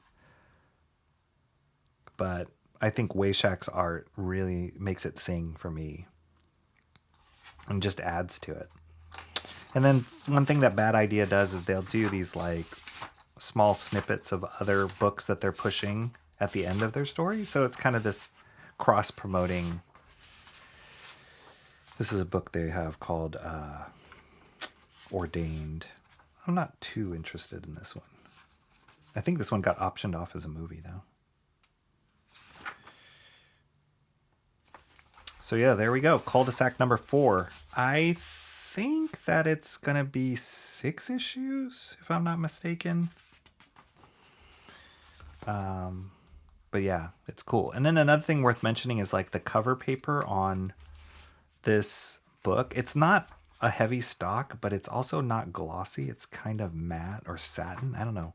It's cool. I like it. It feels different. So when you pick up a Cul-De-Sac book, it feels different than picking up any other kind of book on the rack.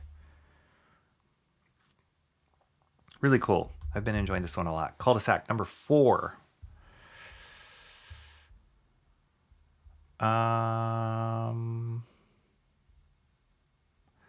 Mobig says, Mark, send Rocky a gift membership money order. He will have Michelle's membership ready in 6 to 8 weeks.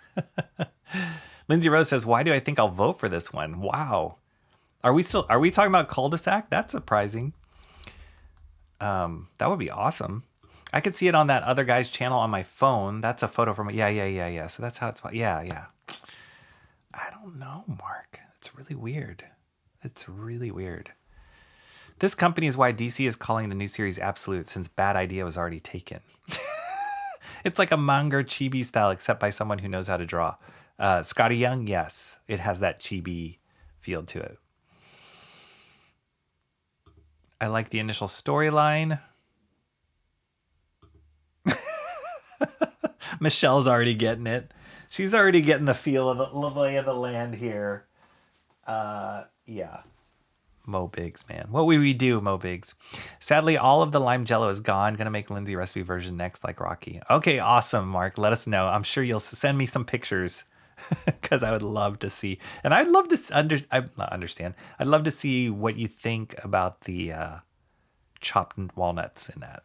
That was like I guess you could see it without it. But then when I was eating it, and you guys remember I was eating it on stream, I did like the texture. So I think I could just maybe reduce it by half. I really think I've had more with the Cool. I think I've had more with the Cool Whip. Yeah, the Cool Whip sounds like a great substitution for mayo.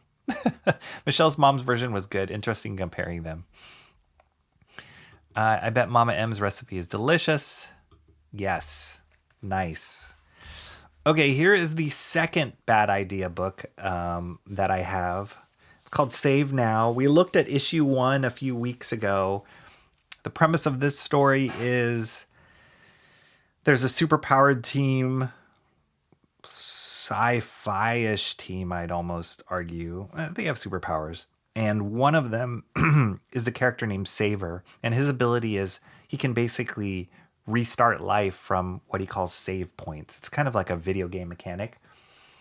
But every time he restarts from that point, it allows him to make different decisions for a better outcome, which is great for, for whatever missions they have to accomplish. But for him is he ages through that process. So everybody else resets in time, but he ages through it. So he's getting older as it goes. So it's cool. Very cool premise. And the artist is named Tomas Giorello. He is the same artist on Bad Idea's flagship book, Planet Death, which they've been advertising this original art edition on Kickstarter. It was pretty expensive. It looked cool. I don't think I'm gonna back it. I might regret that. But I'm so new to knowing Giorello's artwork, and he's good.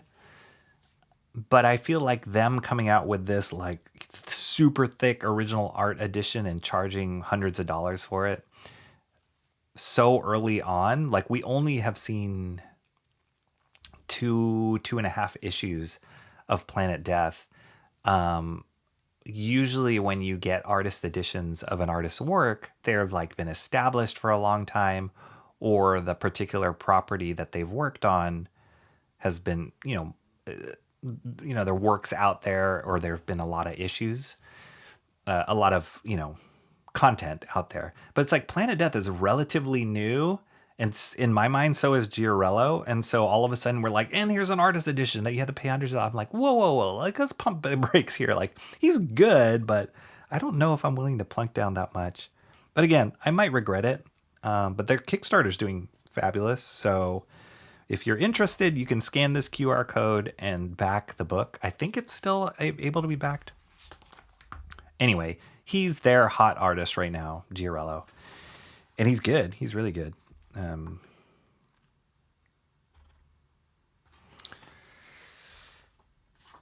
So yeah, this is cool.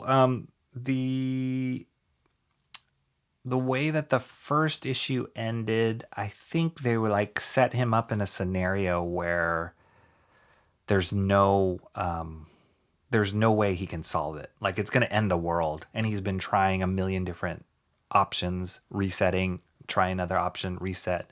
And it just hasn't worked. And I think even somebody said something, there was a line in the last book of like, you can't solve this. So it's kind of like that story plot point in Endgame, Avengers Endgame, where Doctor Strange knew of a million different outcomes of stopping Thanos, but he was like, there's only one way to do it, and that's with the movie's been out for years now, so I doubt I'm spoiling it for anybody, but he's like, the only way to do it was like for Tony Stark to sacrifice himself. So it kind of feels like that setup, but it's cool. It's cool with this power dynamic or mechanic and just the world that they're building. It's a cool setup. And it's based in Northern California. So props to that.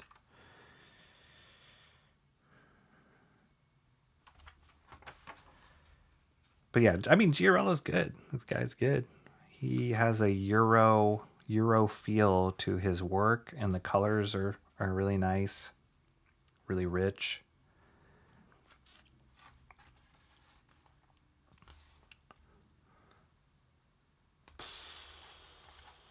Yeah, it's like the end of the world right now, and he's trying to stop it.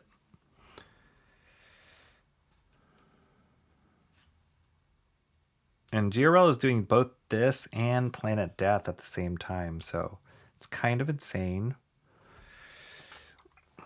Both not easy books to draw.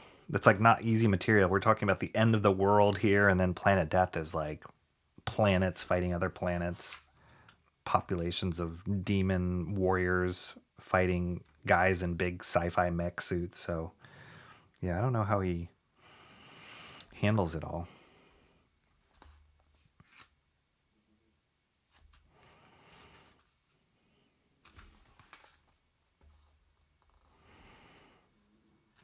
So it's interesting in the first issue, this is his wife, and he started off as like a young dude, and now he's getting really old because he keeps resetting. He's trying to solve this problem.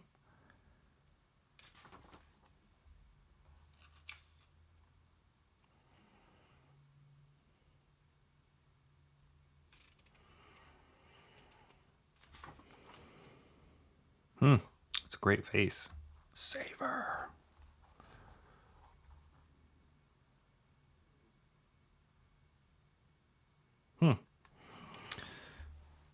This is issue 0.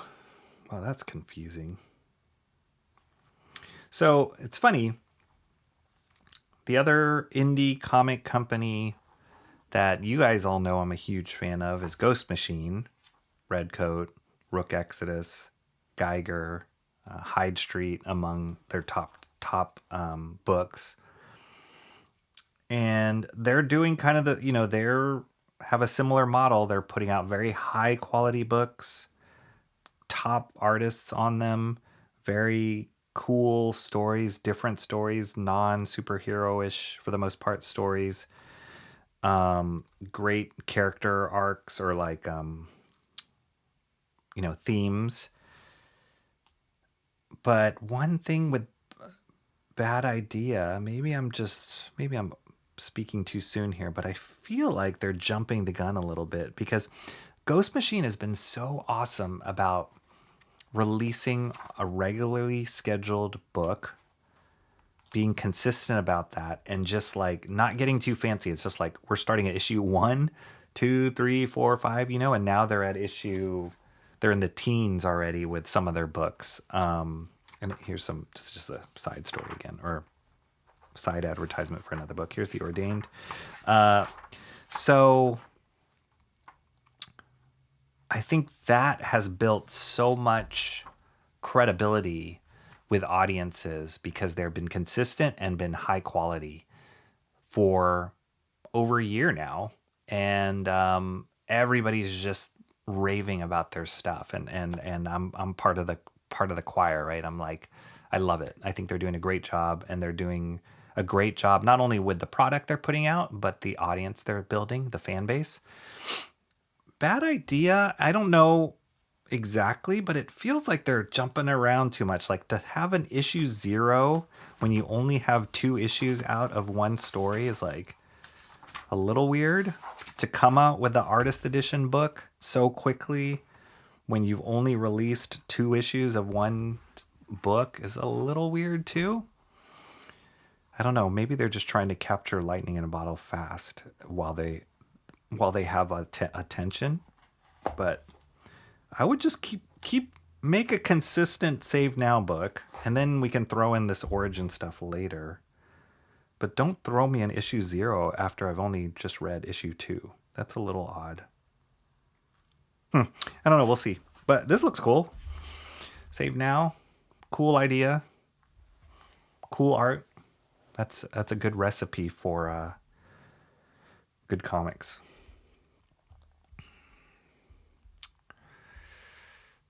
Okay, let's see. Mark's Music Obsession just dropped it. This is Michelle's mom's recipe. Wait, where am I?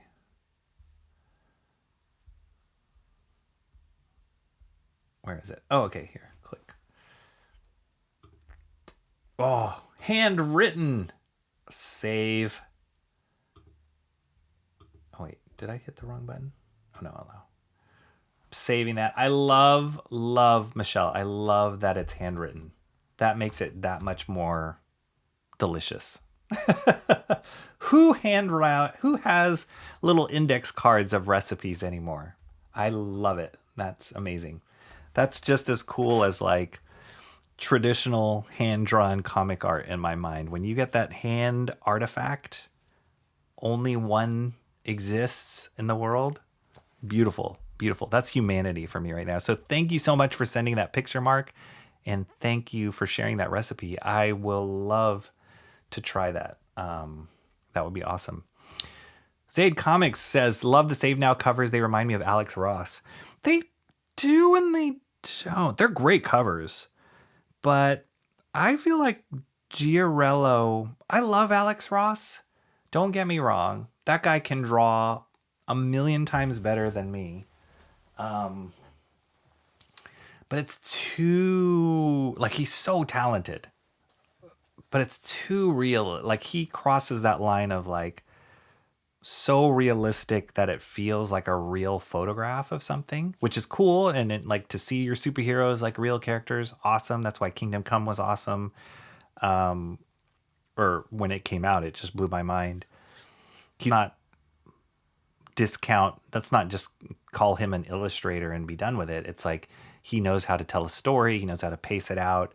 He knows he's a great designer. Alex Ross has a great eye for like just design sense, like costumes or character designs. But there's something about the realism that just like, it's like, I don't know. It takes away the flair for me personally of comics. So I'm not an avid Alex Ross collector necessarily when he comes out with a book. Although that new Fantastic Four, they have like that Fantastic Four story they just released or announced. I think they released it already.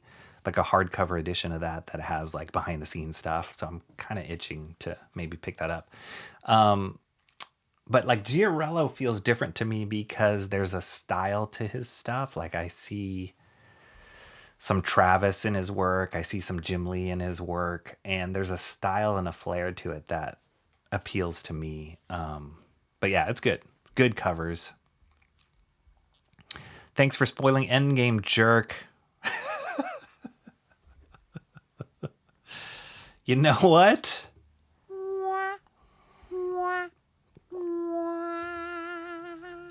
Yes, it was Emo Trash. Dang it.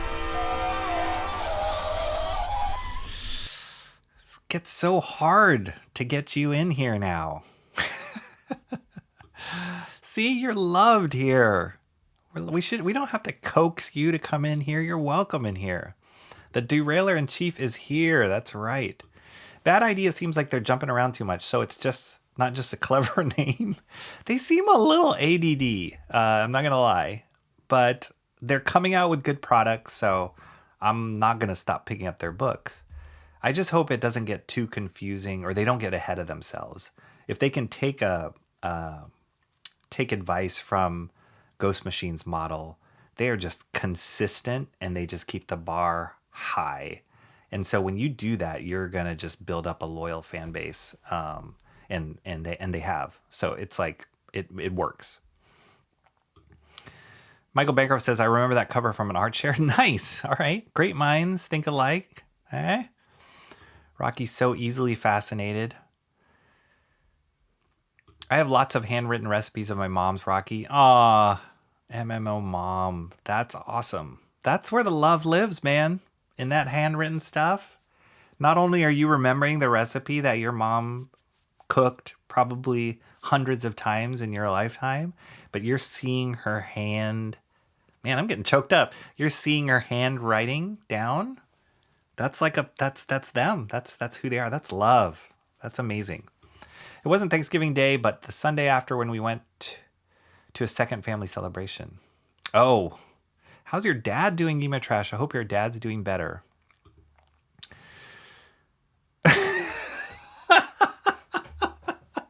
Is that what Rob thinks of? I'm not there. I would not say that to Alex Ross. He is incredible. I think his mom was an illustrator too, so he comes from like art. Like he was like cooked in a palette of watercolors. But yeah, he's incredible. I think it's just stylistically for me, I would favor somebody who is a little bit more I don't think cartooning is the word, but like, interpretation. of real world, as opposed to just like straight on it looks real. But it has a place. But that is hilarious. I don't think I would ever say that about Alex Ross. That takes a lot of balls. According to Dad World, there were going to be people waiting in the parking lot to kill us when we got home, though I never got that memo until the day after, and well, we survived. Well, I'm glad he wasn't right about that. That would be frightening.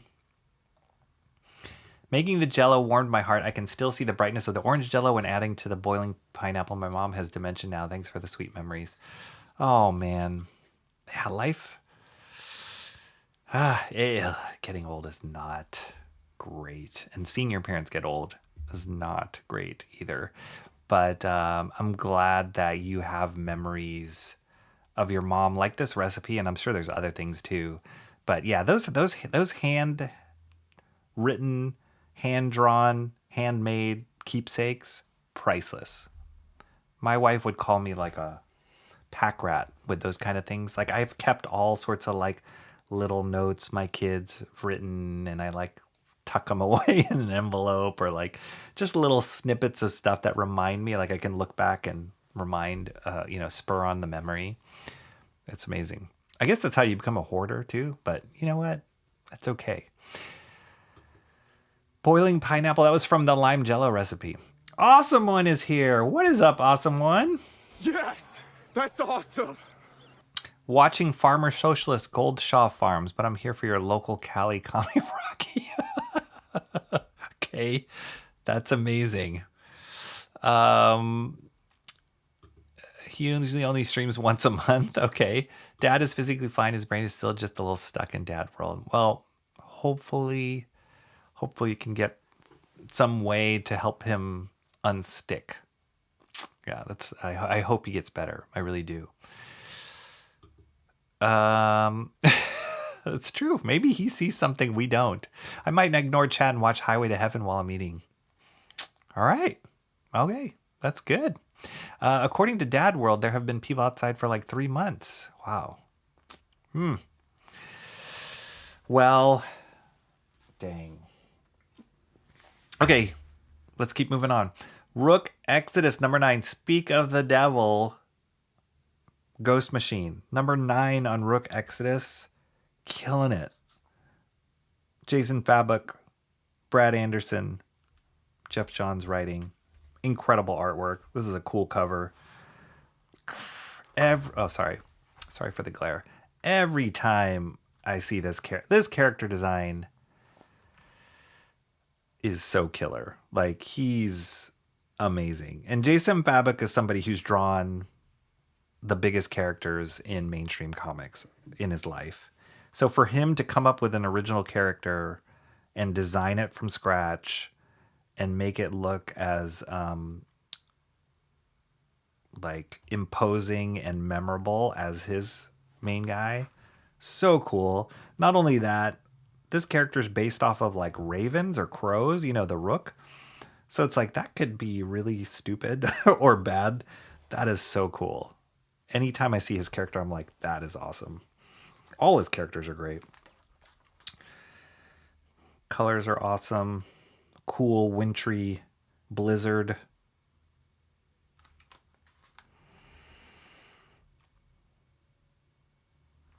It's great. This character's Stag. And the premise of Rook Exodus, I've mentioned it before, that's in a futuristic world. Humanity migrated to this other planet. Ended up being a bust. They all took off and left before the planet, like, it ran out of resources and was just going downhill fast. But a few people stayed, and these guys here, like Rook Exodus and all these other like animal-based characters, they're called wardens, and their helmets connect them to the animals that they represent. So there's like the rook, there's stag, there's dire wolf. So they've been introducing these characters into this world, and they're all super cool.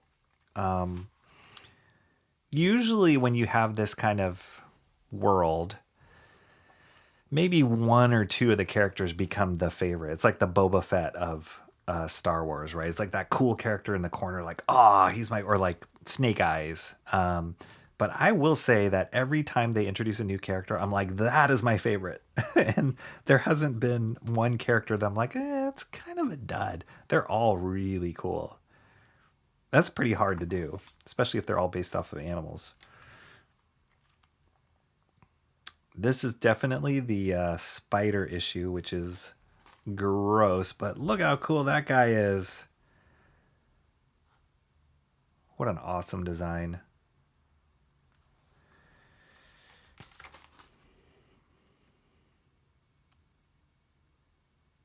Look, it's a pig. You okay, pig? This pig character, Rook's best friend, got killed by the bad guy in the last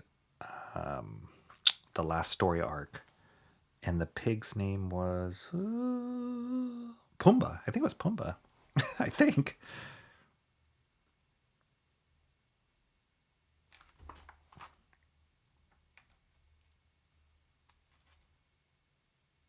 Wow, this is creepy. Yeah. I'm not a big fan of spiders. I don't know many people who are. So to have a bad guy character or a villain character based on a spider is pretty awesome. Pretty gross.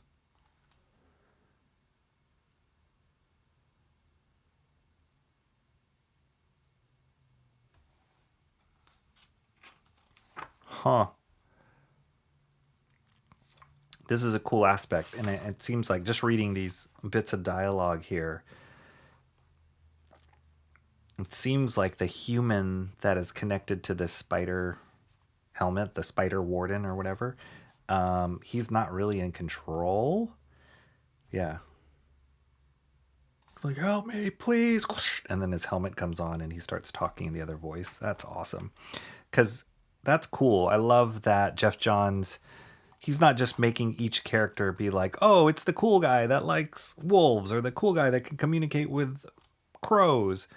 Like they're all, there's so much nuance, and some of the characters really lean into the animals that they're connected to, and some of them are fighting it and resisting it. Rook's one of them. He's like not really a big fan of the crows because they're really naggy and kind of crazy. But he's doing that with this spider dude. It seems like this guy's almost like a prisoner of the spiders. Ugh. Stag coming in issue 10. That's awesome. Great design. Love that red helmet. Matterhorn. See, they're all cool. Really cool. It looks great.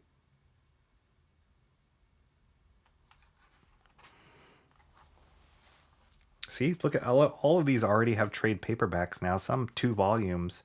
It's because they've just been consistently putting this out. It's great. And coffee. So yeah, Ghost Machine.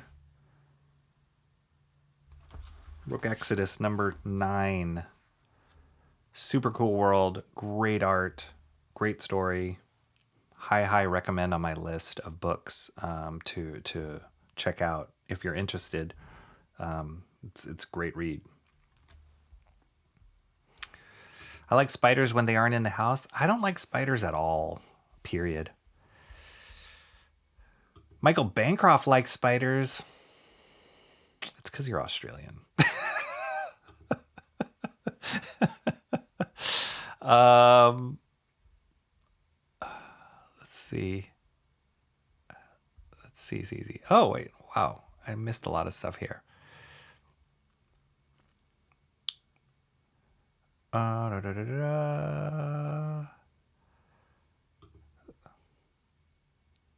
Zade Comics asking Cranberry if he got his books.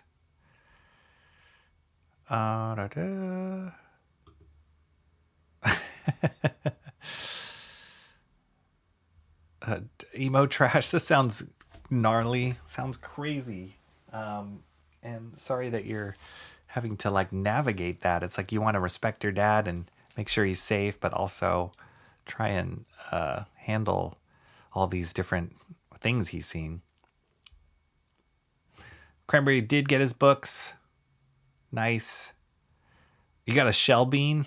No kidding. 3 covers feel fantastic. Oh, 3 covers. You're talking about Phil's books. Look, there's a pig. Cue that's right. That's right.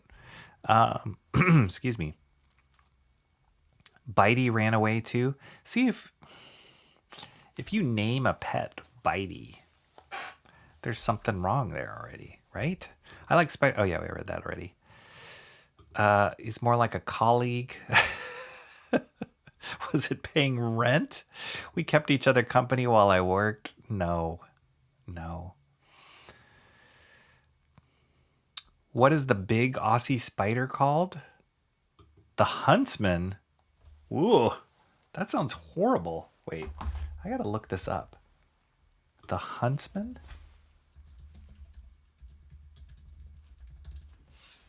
Whoa.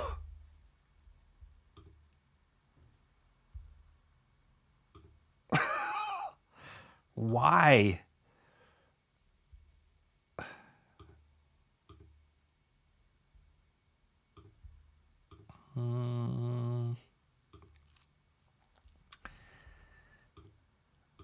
Just so the rest of you guys can see. Why? No. Look at the size of these legs. Whoa.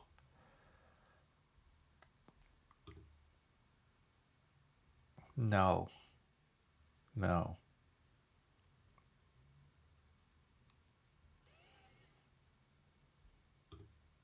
No, thank you. Yeah, that's a big no for me. No, thank you. I do not like spiders. Where's Spidey? Yes, thank you. No. I don't think he's seeing anything. He just goes about a lot of hearing. Yeah. Our wolf spiders are much smaller, so you can keep the huntsman. Have you heard of there's one time I visited Shanth in Tennessee, and I can't remember. I think it was I was taking off my shoes or something, and he said, "Oh, yeah, be careful when you put your shoes back on because you don't want to get bit by a brown recluse spider." And I was like, "What?" I had never heard of it, but apparently they're really bad, really poisonous spiders, and he had seen them in his house. I was like, "No, thank you." When you look at the huntsman, keep in mind Bancroft once left his wife and son surrounded by them, ignoring all pleas for help. That's what I had in my cottage. Oh. So you had a huntsman? Gosh, Bancroft. Get that off the screen. Yes. A book recap, Rocky. Okay, so far, I've got only a couple more, and I got the last one is going to be the big one. Quick book recap is these were some awesome books that Cranberry Langer sent me. Animal Man and Elektra Bloodlines. I've never read any of these. He highly recommends this Animal Man run, so I'm excited to dig into that. It's kind of this body horror, Lovecraftian take on Animal Man. No idea. This Elektra story looks really cool. The artwork is awesome. It's like this painted artist, Michael Del Mundo. The other book, Cul-De-Sac, Wayshack, great vampire story. Wayshack artwork is perfect for this. Great fit and great execution on this book. This is Cul-De-Sac number 4. Awesome story. Save Now from Bad Idea. Also from Bad Idea, like Cul-De-Sac. It's this character is named Saver, and he can kind of restart life from certain save points. And he's part of a team, so they're trying to solve missions, and the main mission they're in right now is the end of the world, and he can't figure out how to solve it. So he keeps restarting. As he keeps restarting, he gets older and older and older because he's living life at real time while the rest of the world is restarting based on his power. And then finally, Rook Exodus, the one of the main Ghost Machine books that are just killing it. Beautiful stuff. Jason Fabok, which leads me into this library pickup And I thought it'd be cool to share with you guys. I haven't read this story, but this is Jason Fabok drawing Batman and the Flash. The other artist, Howard Porter, also a good artist. But look at this cool lenticular cover here. A story called The Button. I've never read it. This was a time when I wasn't reading comics when these came out, like when Fabok was coming up. So my first exposure of his work actually was the Ghost Machine stuff, and now I've just retroactively started kind of following his career. But this was written by Joshua Williamson, another writer who I enjoy his writing. He is working with Skybound now on a lot of the G.I. Joe stuff. But I thought it'd be cool to just see, because my focus has been Fabok on Ghost Machine, so it's cool to see him do the big two, you know, or DC in this particular case. And if I'm gonna guess, I bet you Brad Anderson. So it's like this team just like uprooted and became Ghost Machine.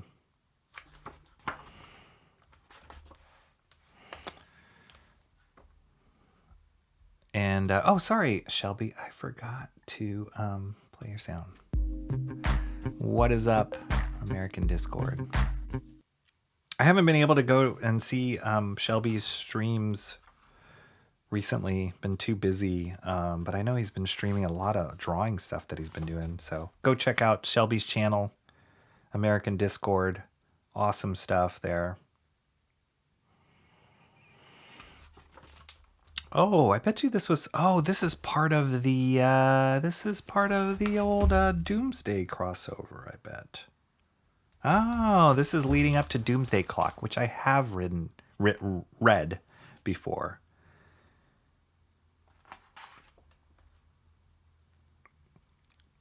And I know Fabok. I've seen some interviews with him. I know he learned a lot from David Finch, who is one of those top tier artists.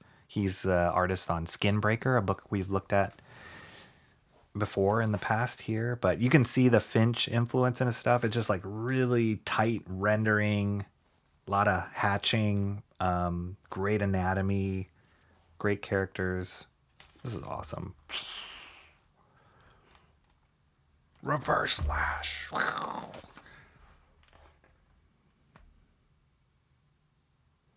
It's cool. This is awesome. Yeah, Fabok's good, man.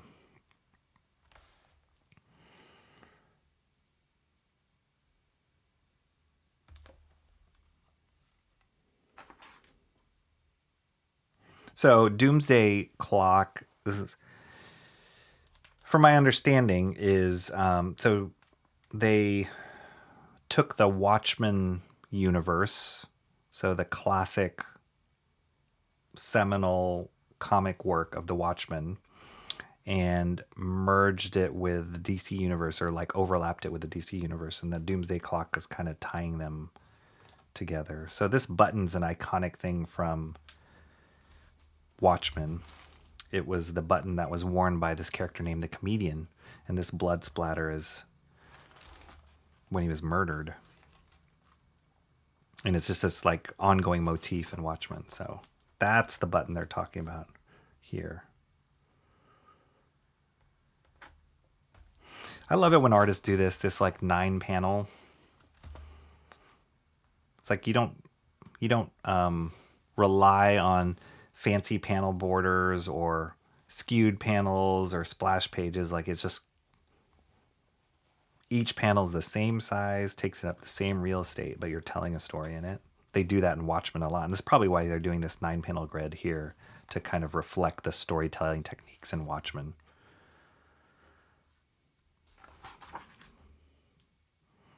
It's good. Artwork's solid. Colors are awesome.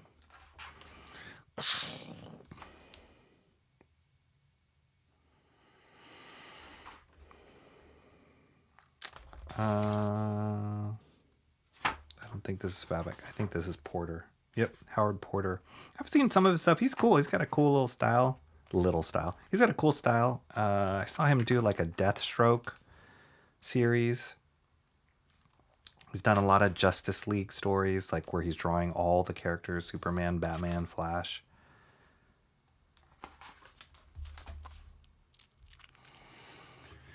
Oh, sure, Rocky traumatized the... I'm sorry. Had to share in the spider look. They do have long legs. You can't... you've got to coax them to tuck them in to fit them in a glass when you need to take... No, thank you. There's no such thing as coaxing a spider. Ugh. Yep. No. We're getting flooded. Oh, is it raining a lot in Arizona? Holy cow. I mean, I didn't have it. It was there, up on the wall. Watched That Girl instead, Awesome One says. We get the San Diego and Mexico weather a day after it hits them. Huh. Wow. Stay safe, Shelby. Hopefully, when you say you get flooded, hopefully it's not getting in your house. That gives me serious PTSD to be flooded.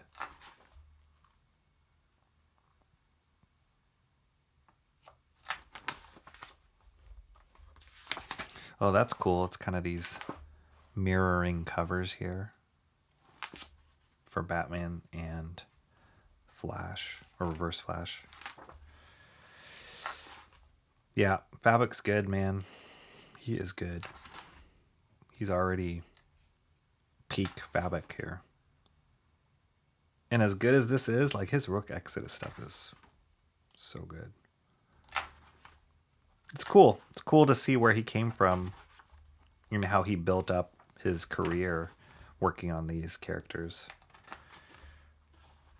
That's awesome. That's great. Great drawing. This is Porter again. Yeah, he's got a cool style. There's a lot of movement in Porter's stuff.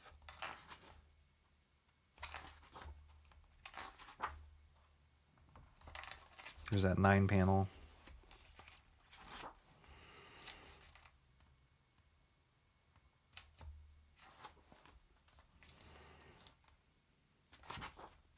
Doomsday Clock. I should read that again. Gary Frank, who's the artist on Geiger. This is before Ghost Machine. So Jeff Johns, Gary Frank, Brad Anderson, those are the guys on Geiger. But I read that a while ago. It'd be cool to read it again. Some Tim Sale stuff. Cool. Anyway, that was a cool little find. I'll read that.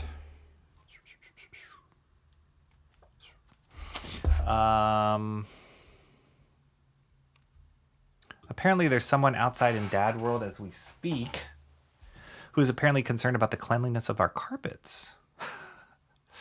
What is this? Why does Batman look like Batman, Mobig says. He's not thick. I much prefer Fabuck leaning towards Gary Frank style versus that Finch thing he started with. Yeah, I can see the influence of both of those in there. Do you not like Finch, Shelby? Finch just posted, man, he posts very few and far between on YouTube. I think he used to do it more regularly. But he's been posting, I think once a week now, live streams of him drawing. And he goes from scratch, like blank page. The last one he just did was a drawing of Tarzan. You just see him like pencil. He's got his camera on. His wife's in the background talking to him. And then he goes into the inking process. And at the end, it's beautiful. It's a beautiful drawing. So yeah, he's so good. At least he's busy cleaning. He doesn't have time to expect the... Oh, gosh. Overfeeding the ducks, the rain is. David Finch stream about... There you go. Thank you, Awesome One, for posting that link. It's awesome. It's a great stream. Only took a minute to floor Batman. Wild. Could you imagine if one of those 9-panel pages had 8 panels with a mini double panel splash, though? Impactful. The flooding is caused by Cranman, a mysterious cranberry growing villain who uses the power of his ocean spirit. You've got to write these stories down, Mobigs. There's money to be had right there. Well done. No water in here, just the ponds that formed. Oh, okay. Ducks swimming through these Tucson streams at the... Okay, good. That's fine. That's fine. Just stay inside, stay safe. As long as nothing's leaking inside, you're okay. Otherwise, you're going to make me worry. I'm going to... heart palpitations for you. Shelby says, I friggin' love David Finch art, just not a fan of all the copycats. Oh. Yeah, I'd say Fabrica's... You can see how he came from that Finch school, and how Finch kind of came out of the Silvestri school.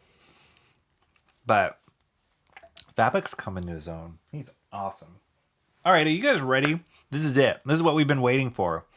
The big unboxing. I hope it's as exciting for you guys as it is for me. This took all of my... This is a big box. This took all of my restraint not to open this before stream. This came yesterday, so I had to stare at this box all day, all night. And it came from eBay. So you know when you order things from eBay, and the second it gets delivered, that eBay automation is like hounding you to leave a review. And I'm like, well, I haven't opened it yet, so I can't. Oh my gosh, that scared me. That's my cat. Hello. But I was like, I haven't opened it yet, so I can't leave a review. I mean, it got delivered here, but I don't know. It might be in bad condition. So I don't want to prematurely give you a review. Oh my gosh. All right, this is big.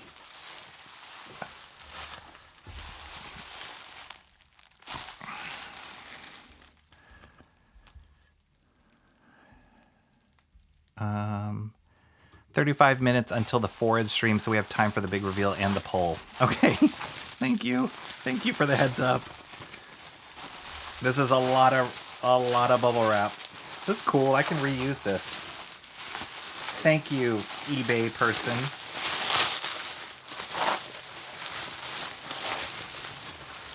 I don't know how much shipping would have cost for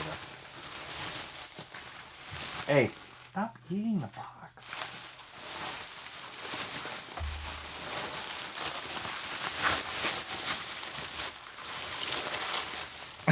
Sorry, this is the loudest unwrapping here. But it's a lot of... I appreciate this. I will leave this in my review because this book is easy to be... there's a bit of a ding. Easy to be damaged just because of the size.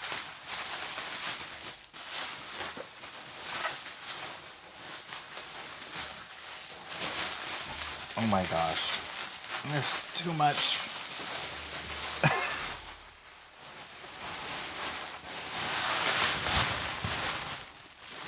I'm not even done yet. It's just like unwrapping a burrito. But I appreciate it because it needs a lot of protection. I'm sorry I have to do this off camera because there's no way I could flip this over and over and over and over again. Okay. All right. I wonder if you guys can guess. You can probably guess. Here we go.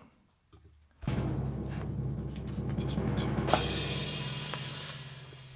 Oh my gosh.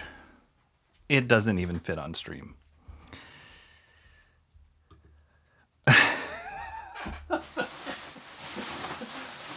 right. I've got so much, there's more bubble wrap in my office than you can even imagine. So let me zoom out here.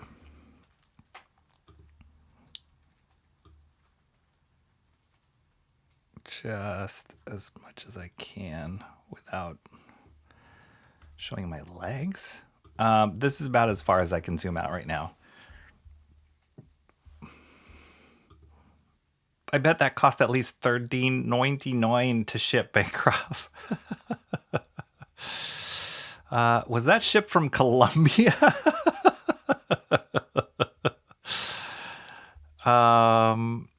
Okay. This is... All comics should be shipped with 38 pounds of bubble wrap.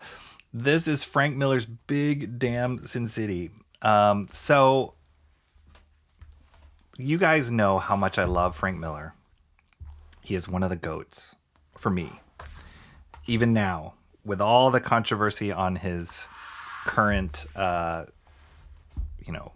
style or wherever his art style has progressed. I've bought individual issues of Sin City, but I've never bought any graphic novels because so many different versions have come out.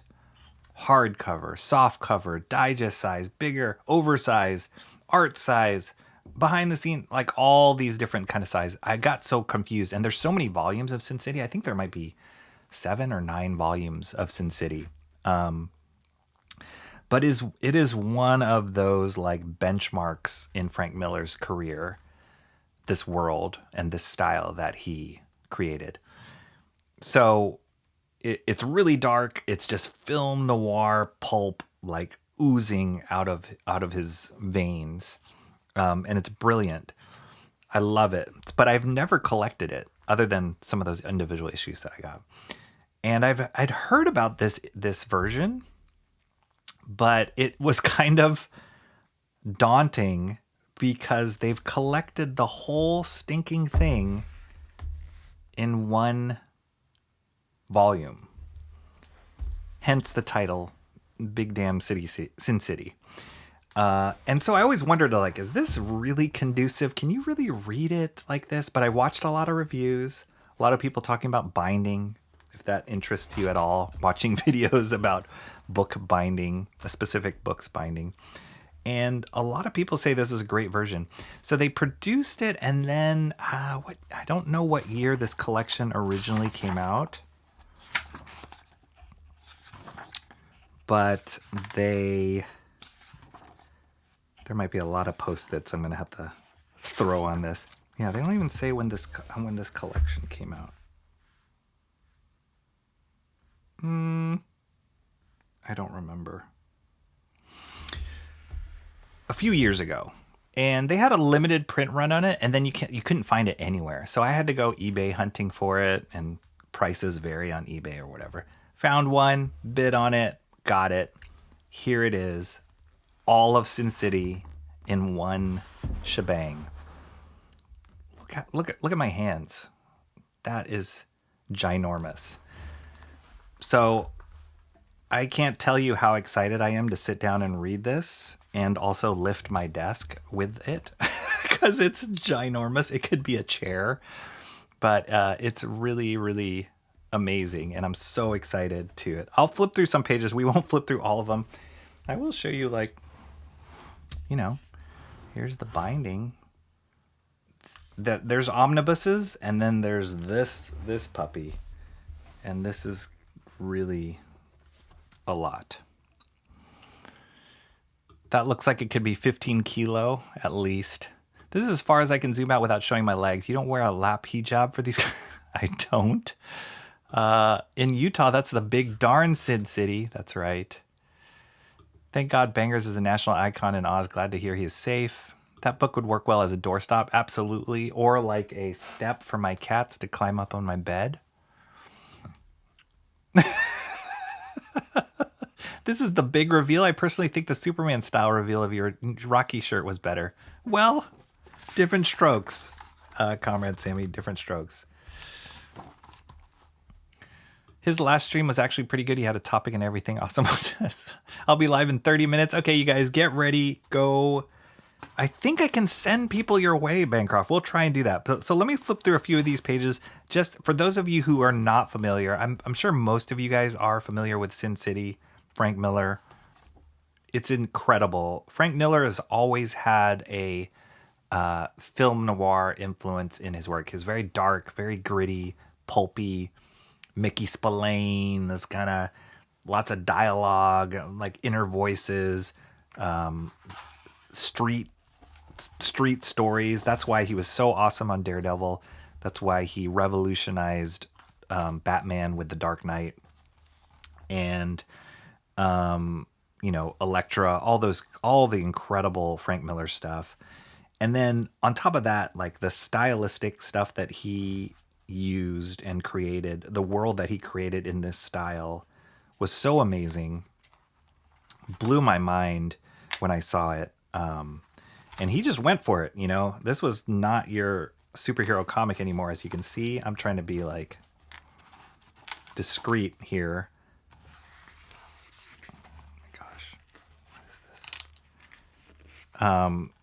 But this is gonna be hard because it's Sin City. I mean, it's called Sin City. Come on. But goodness gracious, like, and this is just him starting off with this style, this like high contrast, black and white lighting style, like pen and ink style. It's amazing. But just Frank Miller is just like, not only could he draw like awesome, but he had style. He had so good with his storytelling techniques. This is what I'm talking about. Like, this is why I would pick a Frank Miller story over anything Alex Ross does, because what he does for comics can be done in comics. Sure, Alex Ross can do great comics and stuff, but like, you get a great photographer, a great videographer, and do what Alex Ross does. I'm oversimplifying it, but Frank Miller, no way, man. Only in comics. Just reinvented stuff. Really cool. I mean, come on. Like, this is the first Sin City story. It's still a little bit more realistic. And some of the later ones, let's see if I can get away with not showing inappropriate stuff, which is impossible. But look how stylized he gets here. And so many people like poo-poo his current style, but you can see how he's already moving in that direction to where he is now. It's more simplified now. A lot of people say it's goofy or whatever, but he's just purifying his own tendencies down. And I feel like Sin City was one of those, it's like the oven that he baked his Frank Miller style in, and he came out the other end, doing what he does now. It's not Sin City, but for sure, just this like purification process is what came out of this. So it's awesome. Some stunning, I love the paper quality of this. I thought it would be a lot thinner in order to fit in such a thick volume. Sorry, I'm trying to find an appropriate page here. It's kind of impossible. Look at that simplification. Like, that's awesome. This stuff. And it's not just, I love this. Sorry, I'm geeking out here. But Frank Miller is not just I just do a cool panel and a cool art. He is not that at all. He's all about using the dialogue balloons, the sound effects, the placement, the composition. Look at this. Like, it's just a car drawing, but look how like stark those headlights and this like light reflection here. You can see the little glass explosion with the blam. I love this composition. I've looked at this composition a million times before, but it's like this silhouette is leading to the eye getting shot, the blam. It's brilliant. Just all in silhouette. Amazing. Nobody's like Frank Miller. So many people try. Nobody's like this guy. Okay, I'll look through a few more stuff. Nobody does like Rain at Night better than Frank Miller.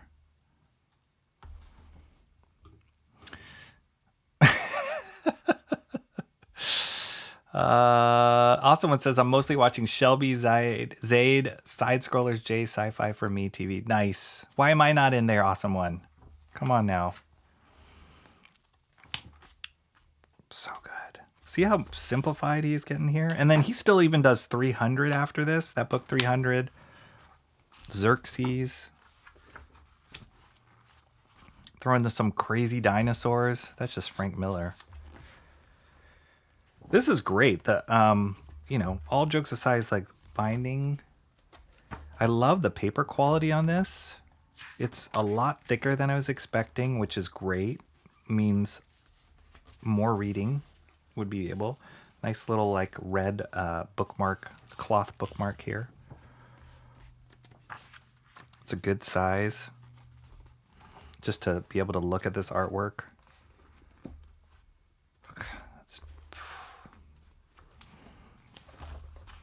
Oh, and they got all these. This is awesome.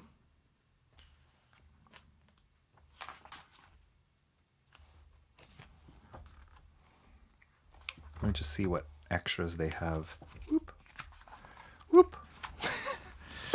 Oh, he got some coloring here done, which is cool because this, I think this is Lynn Varley.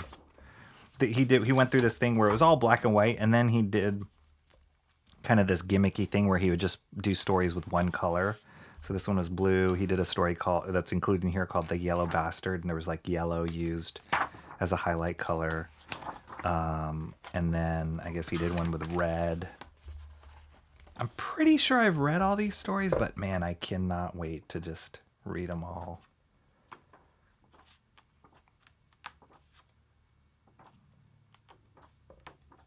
It's orange. I had heard maybe a couple years ago that Frank Miller was working on a Sin City Western, but I don't know if he's still doing it. It's great.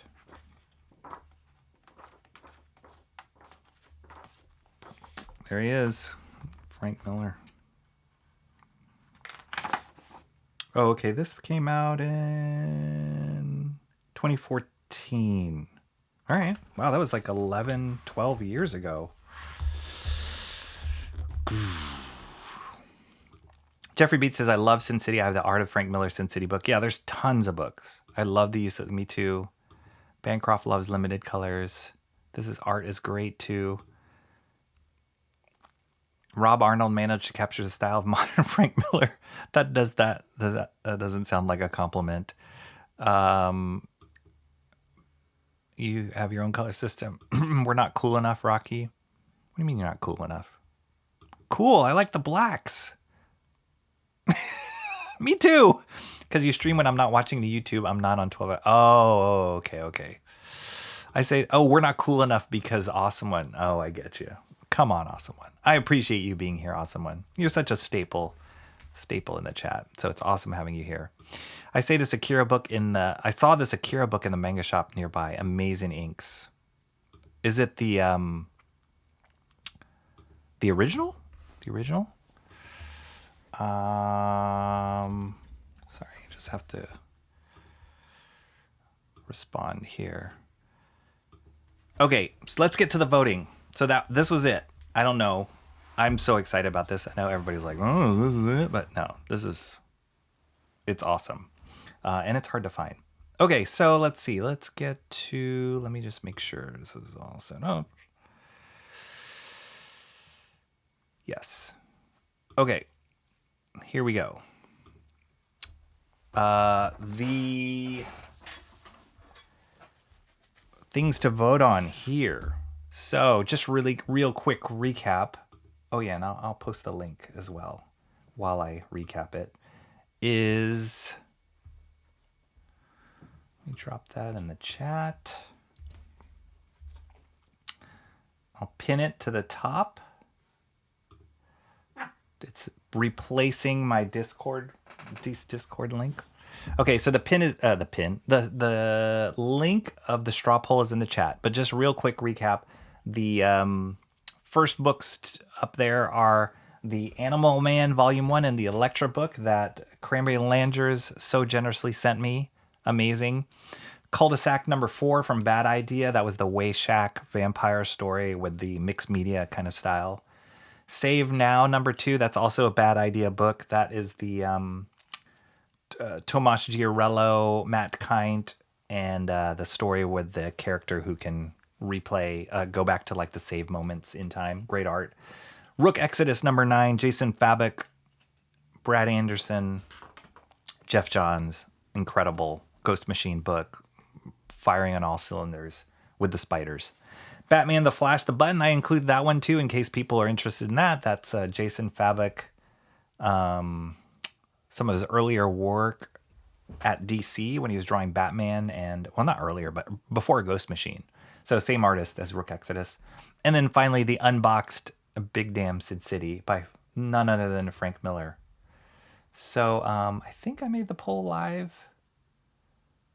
Boom, here comes the votes. 5 votes so far. Rook Exodus is winning. 3 votes. Rook Exodus. Animal Man. Nice. 1 vote. Batman Button. 1 vote. Glad I included that. Unbox Big Damn Sin City. 1 vote. So far. 6 votes total. I'll catch up here on the chat.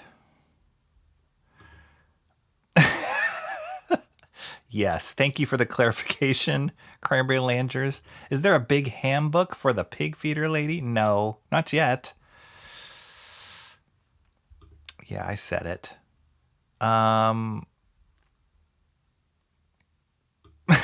Cranberry, the big ham Peter Porker book. Nice, Peter Porker. I always like Spider Ham book. Mm-hmm.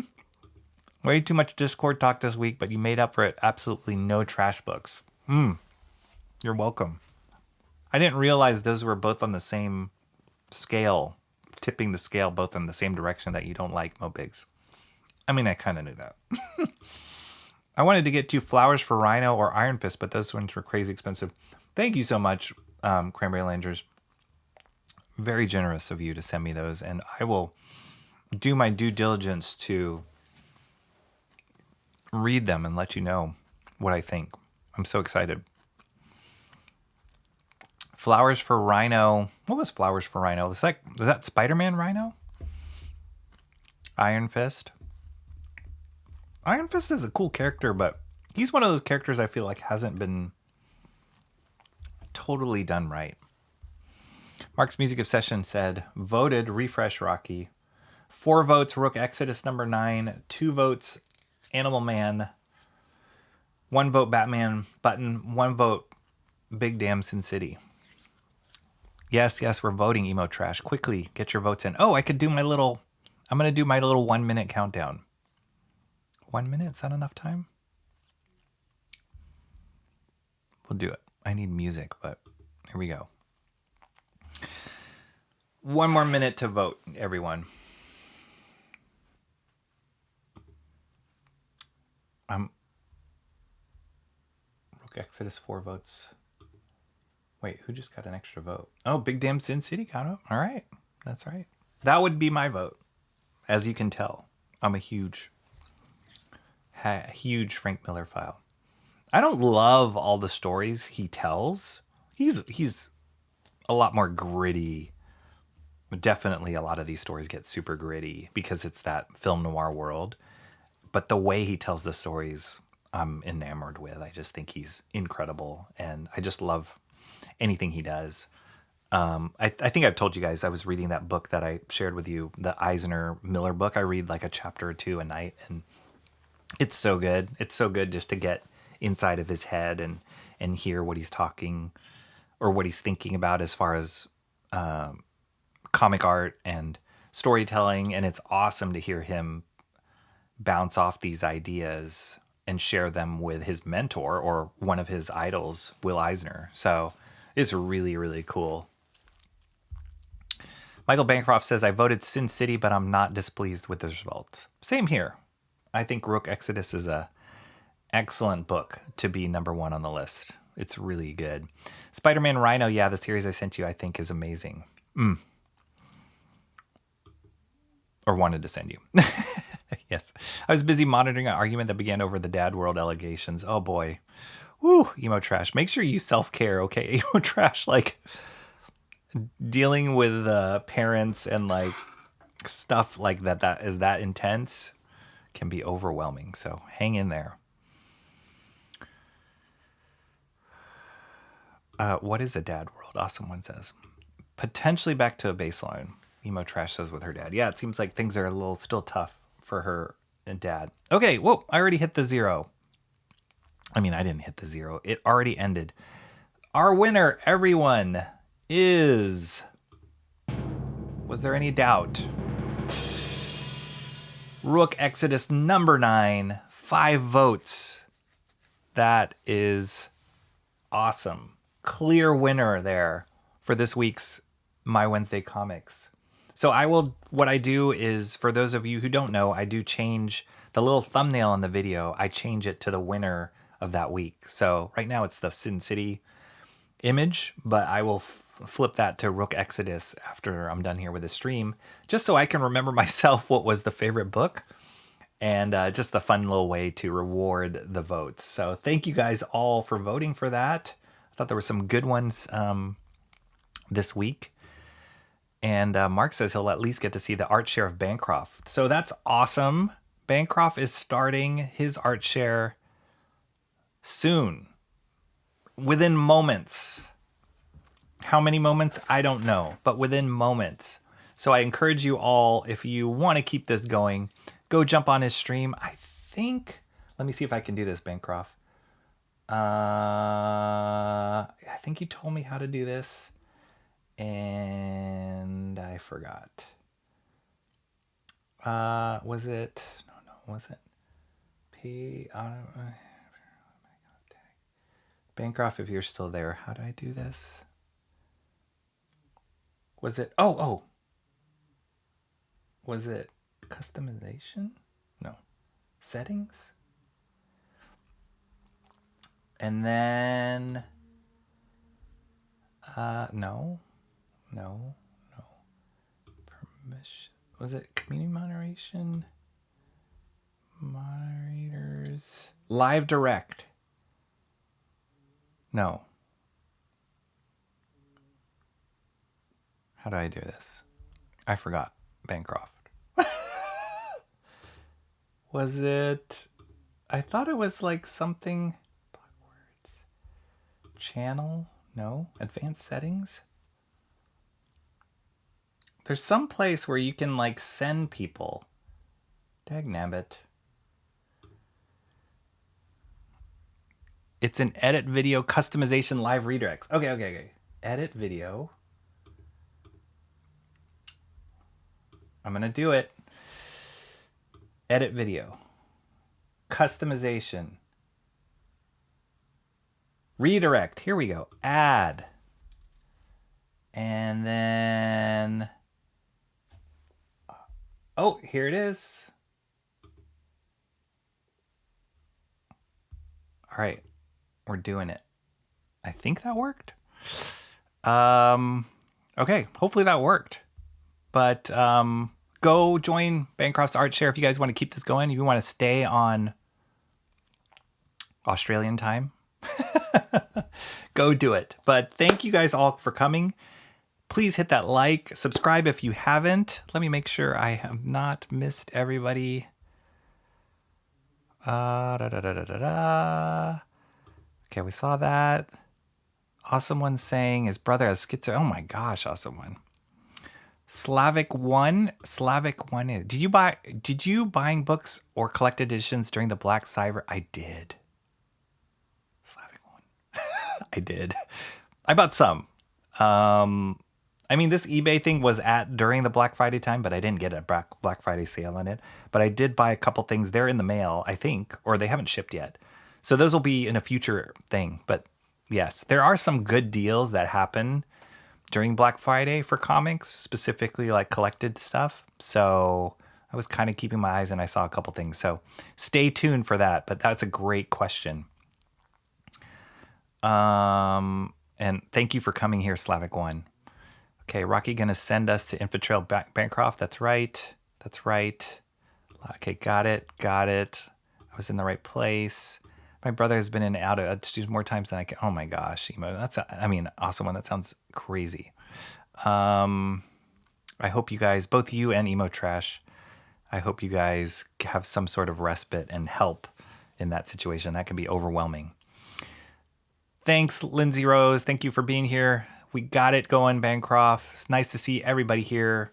Also, thank you, Mark. Thank you guys for the super chat for you and Cranberry Landers that gave the super chat today. I really appreciate it.